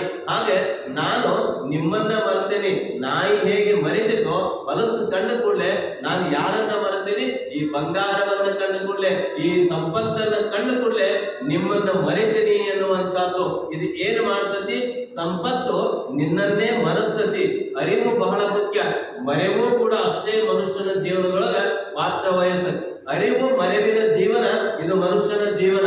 ಒಂದ್ ಕಡೆ ಅರಿವೈತಿ, ಒಂದ್ ಕಡೆ ಮರೆವೈತಿ. ಆ ಮರೆವಿನ ಜೀವನವನ್ನ ಹೋಗಲಾಡಿಸ್ಕೊಳ್ಳಿಕ್ಕೆ ನಾವೆಲ್ಲರೂ ಇಲ್ಲಿ ಸೇರಿರೋದು ಯಾಕೆ ಅಂದ್ರೆ, ಅರಿವಿನ ಜೀವನಕ್ಕೆ ನಾವು ಅವಕಾಶವನ್ನ ತಂದು ಕೊಡಬೇಕು. ಅರಿವು ಬಹಳ ದೊಡ್ಡದು. ಅದಕ್ಕೆ ಅಕ್ಕ ಮಹಾದೇವಿ ಹೇಳ್ತಾಳೆ, ಎಲ್ಲವನ್ನರಿದು ಫಲವೇನಯ್ಯ ನಿನ್ನೊಳಗೆ ನೀ ಅರಿಯದನ್ನಕ್ಕ. ಎಲ್ಲ ಅರ್ಥಪ್ಪ, ನಿನ್ನೊಳಗೇನೈತಿ ಅಂತ ನೀನು ಅರಿಯದೇ ಹೋದಲ್ಲ, ನಿನ್ನೊಳಗೇನೈತಿ ಅಂತ ನೀನು ತಿಳ್ಕೊಳ್ಳಲಾರದೆ ಹೋದಲ್ಲ. ಅದಕ್ಕ ಬಸವಣ್ಣನವರು ಹೇಳ್ತಾರ, ನಿನ್ನನ್ನು ನಾನು ಮರೆತೆ. ವಿಚಾರ ಮಾಡಬೇಕು. ಬಿಜ್ಜಳದ ಸಿಂಹಾಸನದ ಕೆಳಗ ಬಸವಣ್ಣನವರು ಆ ಲಿಪಿಯನ್ನ ಓದಿ ಅಪಾರ ಸಂಪತ್ತನ್ನ ಹೇಳ್ತಾರೆ. ಸಿಂಹಾಸನದ ಕೆಳಗ ಆ ಲಿಪಿ ಓದುವಂತ ಪ್ರಸಂಗ ನಿಮಗೆ ಗೊತ್ತೈತಿ. ಯಾವ ಪಂಡಿತನಿಗೂ ಆ ಲಿಪಿಯನ್ನು ಓದ್ಲಿಕ್ಕಾಗಿರುವುದಿಲ್ಲ. ಬಸವಣ್ಣನವರು ಆ ಲಿಪಿಯನ್ನ ಓದಿ ಅಮೂಲ್ಯ ಬೆಲೆ ಬಾಳುವಂತಹ ಮುತ್ತು ರತ್ನವನ್ನ, ಸಿರಿ ಸಂಪದವನ್ನ, ಬಂಗಾರವನ್ನ ಮಹಾರಾಜ ಬಿಜ್ಜಳನಿಗೆ ಕೊಟ್ಟಾಗ ಬಿಜ್ಜಳ ಮಹಾರಾಜ ಅಂತಾನ, ಬಸವಣ್ಣ ಈ ಸಂಪತ್ತು ನನಗೆ ಸಿಕ್ಕತಿ ಅಂದ್ರ ಇದು ಸಾಮಾನ್ಯವಾಗಿ ಸಿಕ್ಕಿಲ್ಲಪ್ಪ, ನಿನ್ನ ಕೃಪೆಯಿಂದ ಸಿಕ್ಕತಿ. ಇದ್ರೊಳಗ ನಿನ್ನದು ಪಾಲೈತಿ, ನೀನು ಒಂದಿಷ್ಟು ತಗೋ ಅಂದಾಗ ಬಸವಣ್ಣ ಏನ್ ಹೇಳ್ತಾನ, ಅದಕ್ಕ ಮಾಲಕ ನೀವು ಅಲ್ಲ, ಮಾಲಕ ನಾನು ಅಲ್ಲ, ಅದು ಪ್ರಜೆಗಳ ಸಂಪತ್ತು, ಅದು ಪ್ರಜೆಗಳಿಗೆ ಸೇರಬೇಕು ಅಂತ ಬಸವಣ್ಣ ಯಾಕೆ ದೊಡ್ಡವ ಅಂತಾನೆ ಅಂದ್ರೆ, ಅದಕ್ಕ ಆ ಸಂಪತ್ತು ನನ್ನನ್ನು ಮರೆಸ್ತತಿ. ಸಂಪತ್ತು ನಿನ್ನ ಕಡೆ ಅದು ಬಂದಿ ಆಗ್ತತಿ, ನಿನ್ನ ಮೋಹಿತರನ್ನಾಗಿ ಮಾಡ್ತತಿ. ಆ ಸಂಪತ್ತು ಬೇಡ ಅಂತ ಬಸವಣ್ಣ ಯಾಕೆ ದೊಡ್ಡವನಾದ ಅಂದ್ರೆ, ತಾಯಂದಿರು ನಿಮ್ಗೆಲ್ಲ ಗೊತ್ತೈತಿ, 10 ಗ್ರಾಮ್ ಗೋಲ್ಡ್ ರೇಟ್ ಏನೈತಿ ಈಗ?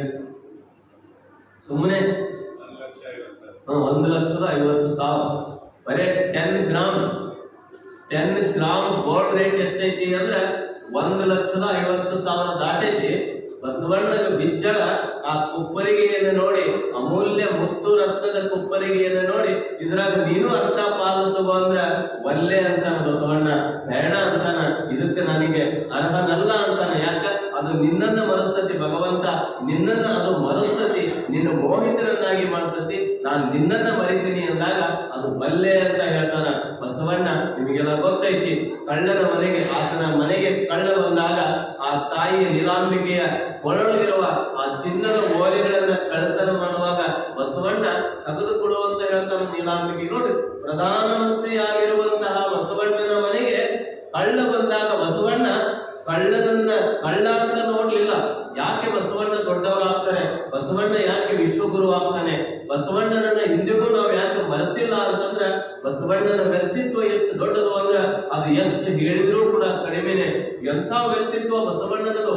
ಪ್ರಧಾನಮಂತ್ರಿ ಆಗಿರುವ ಬಸವಣ್ಣ ಕಳ್ಳನಿಗೆ ಬೇಕಾದ ಶಿಕ್ಷೆ ಕೊಡಬಹುದಿತ್ತು. ನನ್ನ ಮನೆಗೆ ನೀನು ಕಳ್ಳತನಕ್ಕೆ ಬಂದಿಯಲ್ಲ ಅಂತ ಬೇಕಾದ ಶಿಕ್ಷೆ ಕೊಡಬಹುದಾಗಿತ್ತು. ಆದ್ರೆ ಬಸವಣ್ಣ ಕಳ್ಳನನ್ನ ಶಿಕ್ಷಿಸ್ಲಿಲ್ಲ, ಕಳ್ಳನನ್ನ ರಕ್ಷಿಸ್ತಾನೆ. ನನ್ನ ಹತ್ರ ಸಂಪತ್ತೈತಿ ಅಂತ ನೀ ಬಂದಿಯಲ್ಲಪ್ಪ, ಕಳ್ಳನ ಮನೆಗೊಬ್ಬ ಬಲುಗಳ್ಳ ಬಂದರೆ ಅವ ಕೂಡಲ ಸಂಗನಲ್ಲದೆ ಮತ್ತಾರು ಅಲ್ಲ.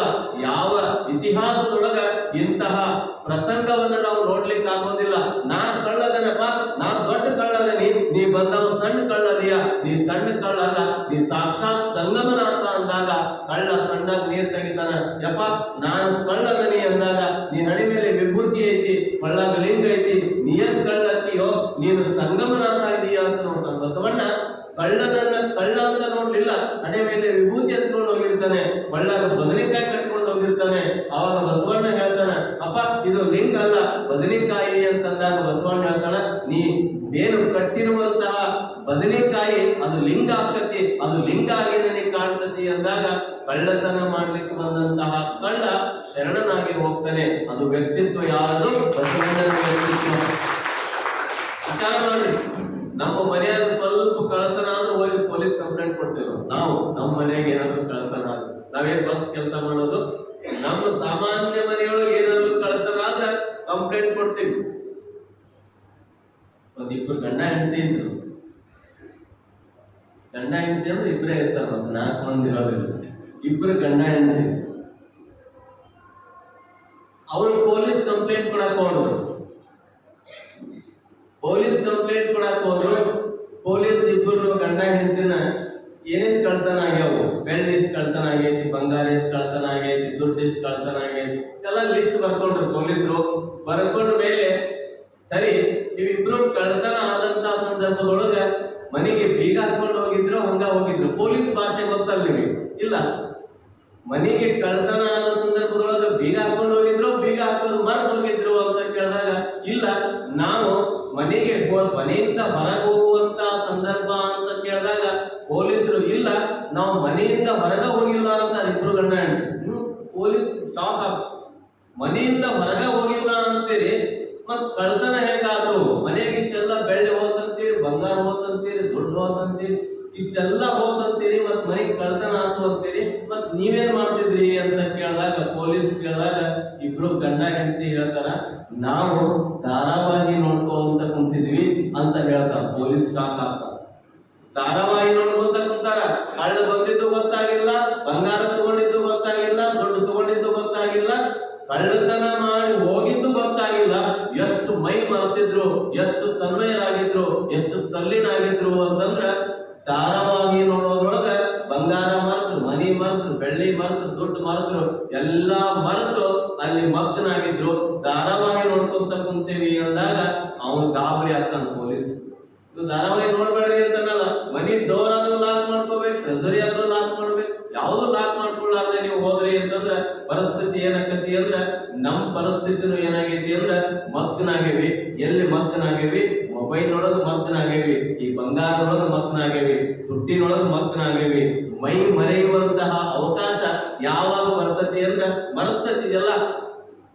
ಪುರದ ನಾಗಣ್ಣ ಶರಣರು ಅಂತ ಬಹಳ ಚಂದ ಹೇಳ್ತಾರ, ನೋಡುವ ಕಣ್ಣಿಗೆ ಹೆಣ್ಣನೆ ತೋರಿದೆ, ಪೂಜಿಸುವ ಕೈಗೆ ಮಣ್ಣನೆ ಕೊಟ್ಟೆ. ಏನು ಈ ಮಣ್ಣನ್ನ, ಹೆಣ್ಣನ್ನ, ಬಣ್ಣನ್ನ ತೋರಿ ಮರಹ ನಿಕ್ಕಿದೆಯ ಪುರದ, ಏನು ಅಮರಗುಂಡದ ಮಲ್ಲಿಕಾರ್ಜುನ ಅಂತ ಹೇಳ್ತಾರ.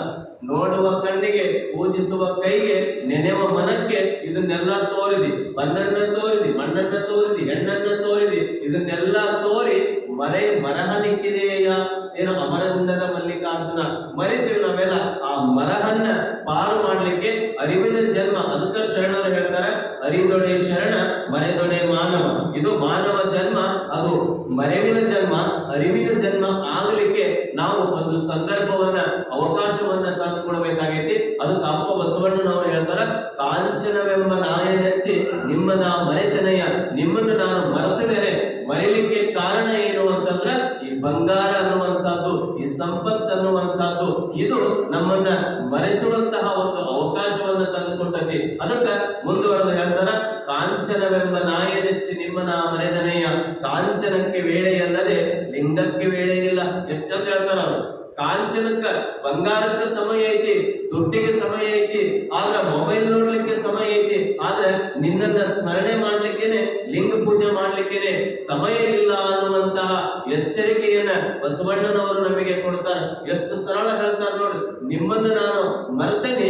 ಹೇಗೆ ಮರ್ತೇನೆ ಅಂದ್ರ, ಆ ಶ್ವಾನ ಮನಸ್ಸು ಕಂಡು ಕೂಡಲೇ ಹೇಗೆ ಹೋಗತ್ತೋ ಹಾಗೆ ಈ ಮನಸ್ಸು ಹಣವನ್ನ ಕಂಡು ಕೂಡಲೇ, ಬಂಗಾರವನ್ನ ಕಂಡು ಕೂಡಲೇ ನಿಮ್ಮನ್ನೇ ಅದು ಮರೆಸುವಂತಹ ಒಂದು ಶಕ್ತಿಯನ್ನ ಅದು ತಂದು ಕೊಡ್ತತಿ. ಅದಕ್ಕ ಬಸವಣ್ಣನವರು ಹೇಳ್ತಾರ, ನಿಮ್ಮನ್ನ ಅರಿವಿನ ಕಡೆಗೆ ನನ್ನನ್ನ ಕೊಂಡೊಯ್ಯು.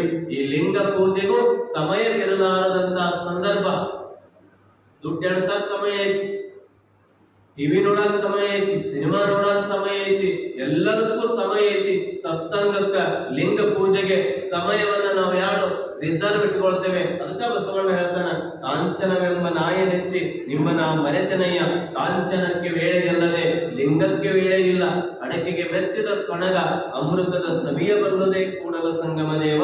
ಅಂತಹ ಮರೆವನ್ನ ನಾವು ಅರಿವಿನ ಜನ್ಮಕ್ಕ, ಈ ಮರೆವನ್ನ ಮರೆಯುವಂತಹ ಒಂದು ಸಂದರ್ಭಕ್ಕ ನಾವು ಈ ಸತ್ಸಂಗದೊಳಗ ಶರಣರ ಮಾತುಗಳನ್ನ ಕೇಳುವಂತಹ ಅವಕಾಶವನ್ನ ನಾವೆಲ್ಲರೂ ಕೂಡ ತಂದುಕೋಬೇಕು. ಒಂದು ಸಣ್ಣ ಕಥೆ. ಮರವು ಅನ್ನೋದು ಹೆಂಗೈತಿ, ಮನುಷ್ಯನಿಗೆ ಮರೆವು ಹೇಗೆ ಕೆಲಸ ಮಾಡ್ತತಿ ಅಲ್ಲಿ ಸಣ್ಣ ಕಥೆ. ಒಬ್ಬ ಮಹಾರಾಜ ಅವನಿಗೆ ಪಟ್ಟಾಧಿಕಾರ ಆಗಿ 10 ವರ್ಷದ ವಾರ್ಷಿಕ ಮಹೋತ್ಸವ ಆಚರಿಸಬೇಕಾಗಿರ್ತದೆ. ಪಟ್ಟಾಧಿಕಾರ ಮಹಾರಾಜ ಆಗಿ ಅಧಿಕಾರ ಸ್ವೀಕರಿಸಿ 10 ವರ್ಷ ಆಗಿರ್ತದೆ. 10 ವರ್ಷ ಆದದ್ರ ದ್ಯೋತಕವಾಗಿ ಅರಮನೆಗೆ ಎಲ್ಲರಿಗೂ ಬರ ಕೇಳ್ತಾನೆ, ಪ್ರಜೆಗಳಿಗೆಲ್ಲ ಬರ ಕೇಳ್ತಾನೆ. 10 ವರ್ಷ ಆಗೈತಪ್ಪ, ನೀವೆಲ್ಲ ಬಂದು ಊಟ ಮಾಡ್ಕೊಂಡು ಹೋಗ್ಬೇಕು ಅಂತ ಡಂಗ್ರ ಸಾಕ್ತಾನೆ, ಕರೆ ಕೊಡ್ತಾನೆ. ಕೊಡುವಂತಹ ಸಂದರ್ಭದೊಳಗ ಮಹಾರಾಜನನ್ನ ನೋಡ್ಬೇಕು, ಮಹಾರಾಜನನ್ನ ಭೇಟಿ ಆಗಬೇಕು ಅಂತ ಎಲ್ಲರೂ. ಮಹಾರಾಜ ಅಂದ್ರೆ ಅವಾಗ ದೇವರು, ಸಾಕ್ಷಾತ್ ದೇವರು. ಮಹಾರಾಜನನ್ನ ನೋಡ್ಲಿಕ್ಕೆ, ಮಹಾರಾಜನನ್ನ ಮಾತಾಡ್ಲಿಕ್ಕೆ ಅವಕಾಶ ಇರೋದಿಲ್ಲ, ಸಮಯ ಇರೋದಿಲ್ಲ. ಮಹಾರಾಜನೇ ಅರಮನೆಗೆ ಬಂದು ಊಟ ಮಾಡಿ ಹೋಗ್ರಿ ಅಂತ ತಿಳ್ಕೊಂಡು ಡಂಗ್ರ ಸಾರಿದ ಮೇಲೆ ಇಡೀ ಜನ ಎಲ್ಲ ಅರಮನೆಗೆ ಹೋಗ್ತಾರೆ. ಅರಮನೆಗೆ ಆವರಣದೊಳಗ ಮರೆವೆ ಹೆಂಗ್ ಕೆಲಸ ಮಾಡ್ತತಿ ಅನ್ಲಿಕ್ಕೆ ನಿಮಗೆ. ಅರಮನೆಯ ಆವರಣದೊಳಗ ಮಹಾರಾಜ ಏನ್ ಮಾಡಿರ್ತಾನೆ, 10 ವರ್ಷ ಆಗಿರ್ತತಿ. ಪ್ರಜೆಗಳಿಗೆ ಒಂದು ವಿಶೇಷವಾದ ಉಡುಗೊರೆಯನ್ನ ಕೊಡಬೇಕು, ಉಪಚಾರವನ್ನ ಮಾಡಬೇಕು ಅಂತ ಏನ್ ಮಾಡಿರ್ತಾನೆ, ಅರಮನೆಯೊಳಗೆ ಹೋಗೋದಕ್ಕಿಂತ ಮೊದಲು ಅರಮನೆಯ ಆವರಣದೊಳಗೆ ಏನ್ ಮಾಡ್ತಾನೆ ಅಂದ್ರೆ 3 ಕೌಂಟರ್ ಮಾಡ್ತಾನೆ. 3 ಕೌಂಟರ್. ಒಂದು ಕೌಂಟರ್ ಒಳಗೆ ಏನ್ ಮಾಡ್ತಾನೆ ಅಂದ್ರೆ ಭೋಜನದ ವ್ಯವಸ್ಥೆಯನ್ನ ಮಾಡ್ತಾನೆ. ನೀವೇನು ಬೇಕಾದ್ರೂ ಮೃಷ್ಟಾನ್ನ ಭೋಜನವನ್ನ ಊಟ ಮಾಡಿಕೊಂಡು ಅರಮನೆಯೊಳಗ ರಾಜನನ್ನು ನೋಡ್ಲಿಕ್ಕೆ, ಶುಭ ಕೋರ್ಲಿಕ್ಕೆ ಹೋಗ್ಬೋದು ಅಂತ. ಒಂದು ಕೌಂಟರ್ ಒಳಗ ಊಟದ ವ್ಯವಸ್ಥೆ ಬಹಳ ಅಚ್ಚುಕಟ್ಟು. ಮಹಾರಾಜ ವ್ಯವಸ್ಥೆ ಮಾಡ್ತಾನೆ ಅಂದ್ರೆ ಸಾಮಾನ್ಯ ಭೋಜನ ಇರ್ತದೇನೋ, ವಿಶೇಷ ಭೋಜನದ ವ್ಯವಸ್ಥೆ ಮಾಡ್ತಾನೆ ಒಂದು ಕೌಂಟರ್ ಒಳಗ. ಇನ್ನೊಂದು ಕೌಂಟರ್ ಒಳಗೆ ಏನ್ ವ್ಯವಸ್ಥೆ ಮಾಡ್ತಾನೆ, ಅಲ್ಲಿ ಬಹಳ ಚಂದ ಗಾಯಕರನ್ನ, ನೃತ್ಯ ಮಾಡೋರನ್ನ ಕರೆಸಿರ್ತಾನೆ. ಬಹಳ ಚಂದ ಹಾಡ್ತಾ ಇರ್ತಾರೆ, ಬಹಳ ಚಂದ ಡ್ಯಾನ್ಸ್ ಮಾಡ್ತಾ ಇರ್ತಾರೆ. ಆ ಡ್ಯಾನ್ಸ್ ನೋಡ್ಲಿಕ್ಕೆ, ಹಾಡು ಕೇಳಲಿಕ್ಕೆ ನೀವು ಅಲ್ಲಿ ಹೋಗ್ಬೋದು. ಇನ್ನೊಂದು ಕೌಂಟರ್ ಒಳಗ ನಿಮ್ಮ ಮನೆಗೆ ಬೇಕಾದಂತಹ ಸಾಮಾನುಗಳನ್ನ ಫ್ರೀಯಾಗಿ ತಗೊಂಡು ಹೋಗ್ಬೋದು. ಎಲ್ಲ ಸಾಮಾನುಗಳನ್ನ ಒಂದು ಕೌಂಟರ್ ಒಳಗೆ ವ್ಯವಸ್ಥೆ ಮಾಡಿರ್ತಾನೆ. ಒಂದ್ ಕಡೆ ಭೋಜನ, ಒಂದ್ ಕಡೆ ನೃತ್ಯ ಸಂಗೀತ, ಒಂದ್ ಕಡೆ ನಿಮ್ ಮನೆಗೆ ಏನ್ ಸಾಮಾನು ಬೇಕು ದುಡ್ಡು ಕೊಟ್ಟಲ್ಲ ಫ್ರೀಯಾಗಿ ತಗೊಂಡು ಹೋಗ್ರಿ ಅಂತಿರ್ತಾನೆ. ಯಾಕ 10 ವರ್ಷ ಏನು ಪಟ್ಟಾಭಿಷೇಕ ವಾರ್ಷಿಕ ಮಹೋತ್ಸವವನ್ನ ಮಾಡುವಂತಹ ಸಂದರ್ಭದೊಳಗ ಇಷ್ಟೆಲ್ಲ ವ್ಯವಸ್ಥೆ ಮಾಡ್ತಾನೆ. ಇಷ್ಟೆಲ್ಲ ವ್ಯವಸ್ಥೆ ಮಾಡಿ ಆತ ಬರ್ತಾರೆ ಶುಭಾಶಯ ಕೋರ್ಲಿಕ್ಕೆ ಅಂತ ಅರಮನೆಯೊಳಗ ಕುತ್ಕೊಳ್ತಾನೆ. ಬಂದಂತಹ ಜನ ಎಲ್ಲ ರಾಜ್ಯದಲ್ಲಿ ಹೋಗೋರು ಇರ್ತಾನೆ. ಮೊದಲು ಊಟ ಮಾಡೋಣ ಅಂತ ಏನ್ ಮಾಡ್ತಾರ, ರಾಜ ಊಟದ ವ್ಯವಸ್ಥೆ ಮಾಡ್ತೇನೆ ಅಂತ ತಿಳ್ಕೊಂಡು ಬಂದವರೆಲ್ಲ ಎಲ್ಲಿ ಹೋಗ್ತಾರ, ಊಟದ ಕಡೆ ಹೋಗ್ತಾರ. ಇನ್ನ ಡ್ಯಾನ್ಸ್ ಬಹಳ ಚಂದ ಡ್ಯಾನ್ಸ್ ಐತಿ, ಬಹಳ ಚಂದ ಹಾಡ್ ಹಾಡಕ್ ಕುಂತಾರ, ಅಲ್ಲಿ ಹಾಡು ಕೇಳೋಣ ಡ್ಯಾನ್ಸ್ ನೋಡೋಣ ಅಂತ ತಿಳ್ಕೊಂಡು ಏನ್ ಮಾಡ್ತಾರ, ಅಲ್ಲಿ ಕೆಲವರೆಲ್ಲ ಹೋಗ್ತಾರ. ಇನ್ನು ಹೆಣ್ಮಕ್ಳೆಲ್ಲ ಮನೆಗೆ ಯಾವ ಸಾಮಾನು ಒಯ್ದ್ರು ಪುಕ್ಕಟೆ ಫ್ರೀಯಾಗಿ ಒಯ್ತೀರಿ ಅಂದ್ರ ವೈರಿ ಅಂದ್ರ ರಾಜ ಎಲ್ಲಿ ನೆನಪಕ್ಕನ, ಅರಮನೆ ಎಲ್ಲಿ ನೆನಪಕ್ಕ, ಮತ್ತ ಸಿಗ್ತದೋ ಇಲ್ಲೋ, ದುಡ್ಡು ಕೊಡೋಂಗಿಲ್ಲ, ಕಾಸು ಕೊಡೋಂಗಿಲ್ಲ. ಹೆಣ್ಮಕ್ಳೆಲ್ಲ ಎಲ್ಲಿ ಹೋಗ್ತಾರ, ಆ ಸಾಮಾನು ಖರೀದಿ ಮಾಡಕ್ ಹೋಗ್ತಾರ. ಇಡೀ ಅರಮನೆಯೊಳಗ ಮಹಾರಾಜ ಒಬ್ಬನೇ ಕುತ್ಕೊಂತಾನೆ. ಬರ್ತಾರೆ, ಶುಭಾಶಯ ಕೋರ್ತಾರೆ, ನನಗೆ ಮಾಲೆ ತರ್ತಾರೆ, ಶಾಲ್ ತರ್ತಾರೆ ಅಂತ ಒಬ್ಬನು ಹೋಗೋದಿಲ್ಲ. ಎಲ್ಲ ಎಲ್ಲಿ ಹೋಗ್ತಾರ, ಡ್ಯಾನ್ಸ್ ನೋಡಕ್ ಹೋಗ್ತಾರ, ಹಾಡ್ ಕೇಳಕ್ ಹೋಗ್ತಾರ, ಊಟ ಮಾಡಕ್ ಹೋಗ್ತಾರ, ಸಾಮಾನ್ ತಗೊಳಕ್ ಹೋಗ್ತಾರ. ಯಾಕ? ಆಕರ್ಷಣೆ ಅನ್ನೋದು ಎಷ್ಟು ಕೆಟ್ಟ ಅಂದ್ರ, ಮರೆವು ಅನ್ನೋದು ಎಷ್ಟು ಕೆಟ್ಟ ಅಂದ್ರ, ಈ ಆಕರ್ಷಣೆಯೊಳಗ ಸಾಮಾನ್ ತಗೊಳಕ್ ಹೋದ್ರು, ಊಟ ಮಾಡಕ್ ಹೋದ್ರು, ಡ್ಯಾನ್ಸ್ ನೋಡಕ್ ಹೋದ್ರು, ಹಾಡ್ ಕೇಳಕ್ ಹೋದ್ರು. ಮಹಾರಾಜಗ ಪಟ್ಟಾಭಿಷೇಕ ಆಗಿ 10 ವರ್ಷ ಆಗೈತೆ ಅನ್ನೋದನ್ನ ಮರೆತರು, ಮಹಾರಾಜನನ್ನೇ ಮರೆತರು, ಅಲ್ಲೇ ಮಗ್ನಾದ್ರು, ಅಲ್ಲೇ ತಲ್ಲಿದ್ರಾದ್ರು. ನಮ್ಮ ಪರಿಸ್ಥಿತಿನೂ ಹೆಂಗಾಗೈತಿ ಅಂದ್ರ, ಈ ಮಣ್ಣು ಹೆಣ್ಣು ಮಣ್ಣು ಅನ್ನೋದ್ರೊಳಗ ಭಗವಂತ ಕೊಟ್ಟಿದ್ರೊಳಗ ಅವನನ್ನೇ ಬರ್ತೇವಿ, ಎಲ್ಲವನ್ನೂ ಬರ್ತೇವಿ. ಅದಕ್ಕ ಈ ಅರಿವಿನ ಜನ್ಮ, ಈ ಮರೆವಿನ ಜನ್ಮ, ಅದು ಅರಿವಿನ ಜನ್ಮ ಆಗ್ಬೇಕು. ಇದು ಮರೆವು ಆಕರ್ಷಣೆಗಿರುವಂತ ಈ ಬಸವೇಶ್ವರ ಮಂಟಪದೊಳಗೆ ಸುಮ್ಮನೆ ಕಲ್ಪಿಸ್ಕೊಳ್ಳಿ. ಪ್ರವಚನಕ್ಕೆ ಬಂದವರಿಗೆಲ್ಲ ಒಂದು 10 ಗ್ರಾಮ್ ಬಂಗಾರ ಕೊಡ್ತೀವಿ ಅಂದ್ರ ಇಲ್ಲಿ ಜಾಗ ಸಿಗೋದಿಲ್ಲ ಕುತ್ಕೊಳಕ. ಸುಮ್ಮನೆ ಘೋಷಣೆ ಮಾಡಿದ್ರು ಹೆಂಗಿರ್ತತಿ ಕಲ್ಪಿಸ್ಕೊಳ್ಳಿ. 1.5 ಲಕ್ಷ 10 ಗ್ರಾಮಿಗೆ ಕೊಡುವಂತ ಸಂದರ್ಭದೊಳಗ ಫ್ರೀಯಾಗಿ ಕೊಡ್ತೀವಿ ಅಂತ ಇವ್ರೇನಾದ್ರು ಕಮಿಟಿಯವರು ಘೋಷಣೆ ಮಾಡಿದ್ರ, ಸ್ವಾಮಿಗಳು ಬೇಡ, ಪ್ರವಚನಗಳು ಬೇಡ, ಪ್ರಸಾದನೂ ಬೇಡ, ಫಸ್ಟ್ ಅಲ್ಲಿ ಗೋಲ್ಡ್ ತಗೊಳ್ಳೋಣ ಅಂತ ಗದ್ರ ನೋಡ್ಬೇಕು. ಸುಮ್ಮನೆ ಕಲ್ಪಿಸ್ಕೊಡಿ, ಕೊಡೋದಿಲ್ಲ ನಿಮ್ಗೆ ಯಾರು 10 ಗ್ರಾಮ್ ಕೊಡೋದಿಲ್ಲ, 1 ಗ್ರಾಮ್ ಕೊಡೋದಿಲ್ಲ. ಆದ್ರೆ ಸುಮ್ಮನೆ ಹಂಗ ಮಾಡಿದ್ರೆ ನಾವೆಲ್ಲ ಏನ್ ಹೋಗ್ತೀವಿ, ಪ್ರವಚನ ಇನ್ನೂ 1 ತಿಂಗಳಾಯ್ತು, ಪ್ರಸಾದ ಆಮೇಲೆ ಮಾಡಿದ್ರ ಫಸ್ಟ್ ಬಂಗಾರ ತಗೊಂಡ್ ಬರೋಣ, ಮರೆತು ಬಿಡ್ತೇವೆ, ಪ್ರವಚನ ಮರೆತು ಬಿಡ್ತೇವೆ, ಪ್ರಸಾದ ಮರೆತು ಬಿಡ್ತೇವೆ, ಸ್ವಾಮಿಗಳನ್ನ ಮರೆತು ಬಿಡ್ತೇವೆ. ಅದಕ್ಕ ಈ ಮಾನವ ಜನ್ಮ ಇದು ಮರೆವಿನ ಜನ್ಮ. ಮರೆವಿನ ಜನ್ಮ ಹೋಗಿ ಅರಿವಿನ ಜನ್ಮ ಆಗಬೇಕು ಅಂತಲೇ ಅಪ್ಪ ಬಸವಣ್ಣ ಕರಸ್ಥಲಕ್ಕೆ ಇಷ್ಟಲಿಂಗ ಕೊಟ್ಟ. ಅರಿವಿನ ಗುರುವಾಗಿ ಇಷ್ಟಲಿಂಗವನ್ನ ಕೊಟ್ಟ. ಆ ಇಷ್ಟಲಿಂಗ ನಿಮ್ಮ ಸ್ವಸ್ವರೂಪ ದರ್ಶನವನ್ನ ಮಾಡುವಂತದ್ದು. ಅದಕ್ಕೆ ಬಸವಣ್ಣನವರು ಹೇಳ್ತಾರೆ, ಈ ಮರೆವು ಅನ್ನೋದು ಬಹಳ ಕೆಟ್ಟ. ಆ ಮರೆವಿನಿಂದ ಏನು ಮರೆತು ಅರಿವಿನ ಕಡೆ ನಾವು ಮುಖ ಮಾಡಬೇಕು ಅನ್ನುವಂತಹ ಉದ್ದೇಶಕ್ಕ ಇವತ್ತು ನಾವೆಲ್ಲರೂ ಕೂಡ ಈ ಶರಣರ ಮಾತುಗಳನ್ನ ಇನ್ನೊಂದ್ಸರಿ ಸುಮ್ಮನೆ ನಿಮಗೆ ನೆನಪು ಮಾಡ್ತೇವೆ. ಬಸವಣ್ಣನವರ ವಚನ ಎಷ್ಟು ಸರಳ. ಕಾಂಚನವೆಂಬ ನಾಯನೆಚ್ಚಿ ನಿಮ್ಮನ ಮರೆತನಯ್ಯ, ಕಾಂಚನಕ್ಕೆ ವೇಳೆಯಲ್ಲದೆ ಲಿಂಗಕ್ಕೆ ವೇಳೆ ಇಲ್ಲ, ಅಡಿಕೆಗೆ ಮೆಚ್ಚಿದ ಸ್ವಣಗ ಅಮೃತದ ಸವಿಯಬಲ್ಲದೆ ಕೂಡಲ ಸಂಗಮ ದೇವ. ನಾವೆಲ್ಲ ಇದ್ರೊಳಗೆ ಮಗ್ನಾಗೇವಿ, ಭಗವಂತನನ್ನೇ ಮರ್ತೇವಿ. ಅಂತಹ ಮರೆತಂತಹ ಸನ್ನಿವೇಶದೊಳಗ ನೆನಪು ಮಾಡಿಕೊಳ್ಳುವಂತ, ಅರಿವನ್ನ ಮಾಡಿಕೊಳ್ಳುವಂತ ಈ ಸಂದರ್ಭದೊಳಗ ನೀವೆಲ್ಲರೂ ಕೂಡ ಬಹಳ ಭಕ್ತಿಯಿಂದ ಶ್ರದ್ಧೆಯಿಂದ ಭಾಗಿಗಳಾಗಿದ್ದೀರಿ. ಇವತ್ತು ಮಧ್ಯಾಹ್ನದ ನಮ್ಮ ಗುರುಗಳ ಪ್ರಸಾದದ ಸೇವೆಯನ್ನ ಮಲ್ಲಣ್ಣ ಎಂಪಲ್ಲಿಯವರು ಅವರ ಮನೆಗೆ ಕರ್ಕೊಂಡು ಹೋಗಿ, ನಮ್ಮ ಶಿವರಾಜ್ ಶಾಪೂರ್ ಅವರು ಅವರ ಮನೆಗೆ ಕರ್ಕೊಂಡು ಹೋಗಿ ಇವತ್ತಿನ ಗುರುಗಳ ಪ್ರಸಾದದ ಸೇವಾ ಕೈಂಕರ್ಯವನ್ನ ಬಹಳ ಭಕ್ತಿಯಿಂದ ಅಚ್ಚುಕಟ್ಟಾಗಿ ಅವರು ನೆರವೇರಿಸಿದ್ರು. ಅವರ ಮನೆಗೆ ಹೋದಂತಹ ಸಂದರ್ಭದೊಳಗ ಬಹಳ ಪ್ರೀತಿಯಿಂದ ಪ್ರಸಾದದ ವ್ಯವಸ್ಥೆಯನ್ನ ಅಚ್ಚುಕಟ್ಟಾಗಿ ಆ ತಾಯಂದಿರು ಬಹಳ ಪ್ರೀತಿಯಿಂದ ಅಂತಃಕರಣದಿಂದ ಆ ಪ್ರಸಾದದ ಸೇವೆಯನ್ನ ಮಲ್ಲಣ್ಣ ಎಂಪಲ್ಲಿಯವರ ಮನೆಗೆ ಇವತ್ತು ಪ್ರಸಾದದ ಸೇವೆಗೆ ನಾವು ಹೋಗಿದ್ವಿ. ನಮ್ಮ ಶಿವರಾಜ್ ಶಾಪೂರ್ ಅವರು ಅವರೇ ಬಂದು ಕರ್ಕೊಂಡು ಹೋಗಿ ಆ ಸೇವಾ ಕಾರ್ಯವನ್ನ ಮಾಡಿದರೆ ವಿಶ್ವಗುರು ಬಸವಣ್ಣನವರು ಆ ಸೇವಾ ಮಾಡಿದಂತಹ ಮಲ್ಲಣ್ಣ ಎಂಪಲ್ಲಿಯವರ ಇಡೀ ಕುಟುಂಬಕ್ಕೆ ಆಯಸ್ಸು, ಆರೋಗ್ಯ, ಸಕಲ ಭಾಗ್ಯವನ್ನ ಕೊಟ್ಟು ಕಾಪಾಡಲಿ ಅನ್ನುವಂತಹ ಶುಭ ಹಾರೈಕೆ ನುಡಿಗಳನ್ನು ಹೇಳ್ತಾ, ಇನ್ನು ನಿಮಗೆಲ್ಲ ಬಂದವರಿಗೆಲ್ಲ ಇವತ್ತಿನ ಪ್ರಸಾದದ ಸೇವಾರ್ಥಿಗಳು ಯಾರು ಅನ್ನೋದನ್ನ ನಮ್ಮ ಸಮಾಜದ ಕಾರ್ಯಕರ್ತರು ಅದನ್ನ ಅವರಿಗೆ ಅನೌನ್ಸ್ ಮಾಡಿ ಅವರಿಗೆ ಗೌರವ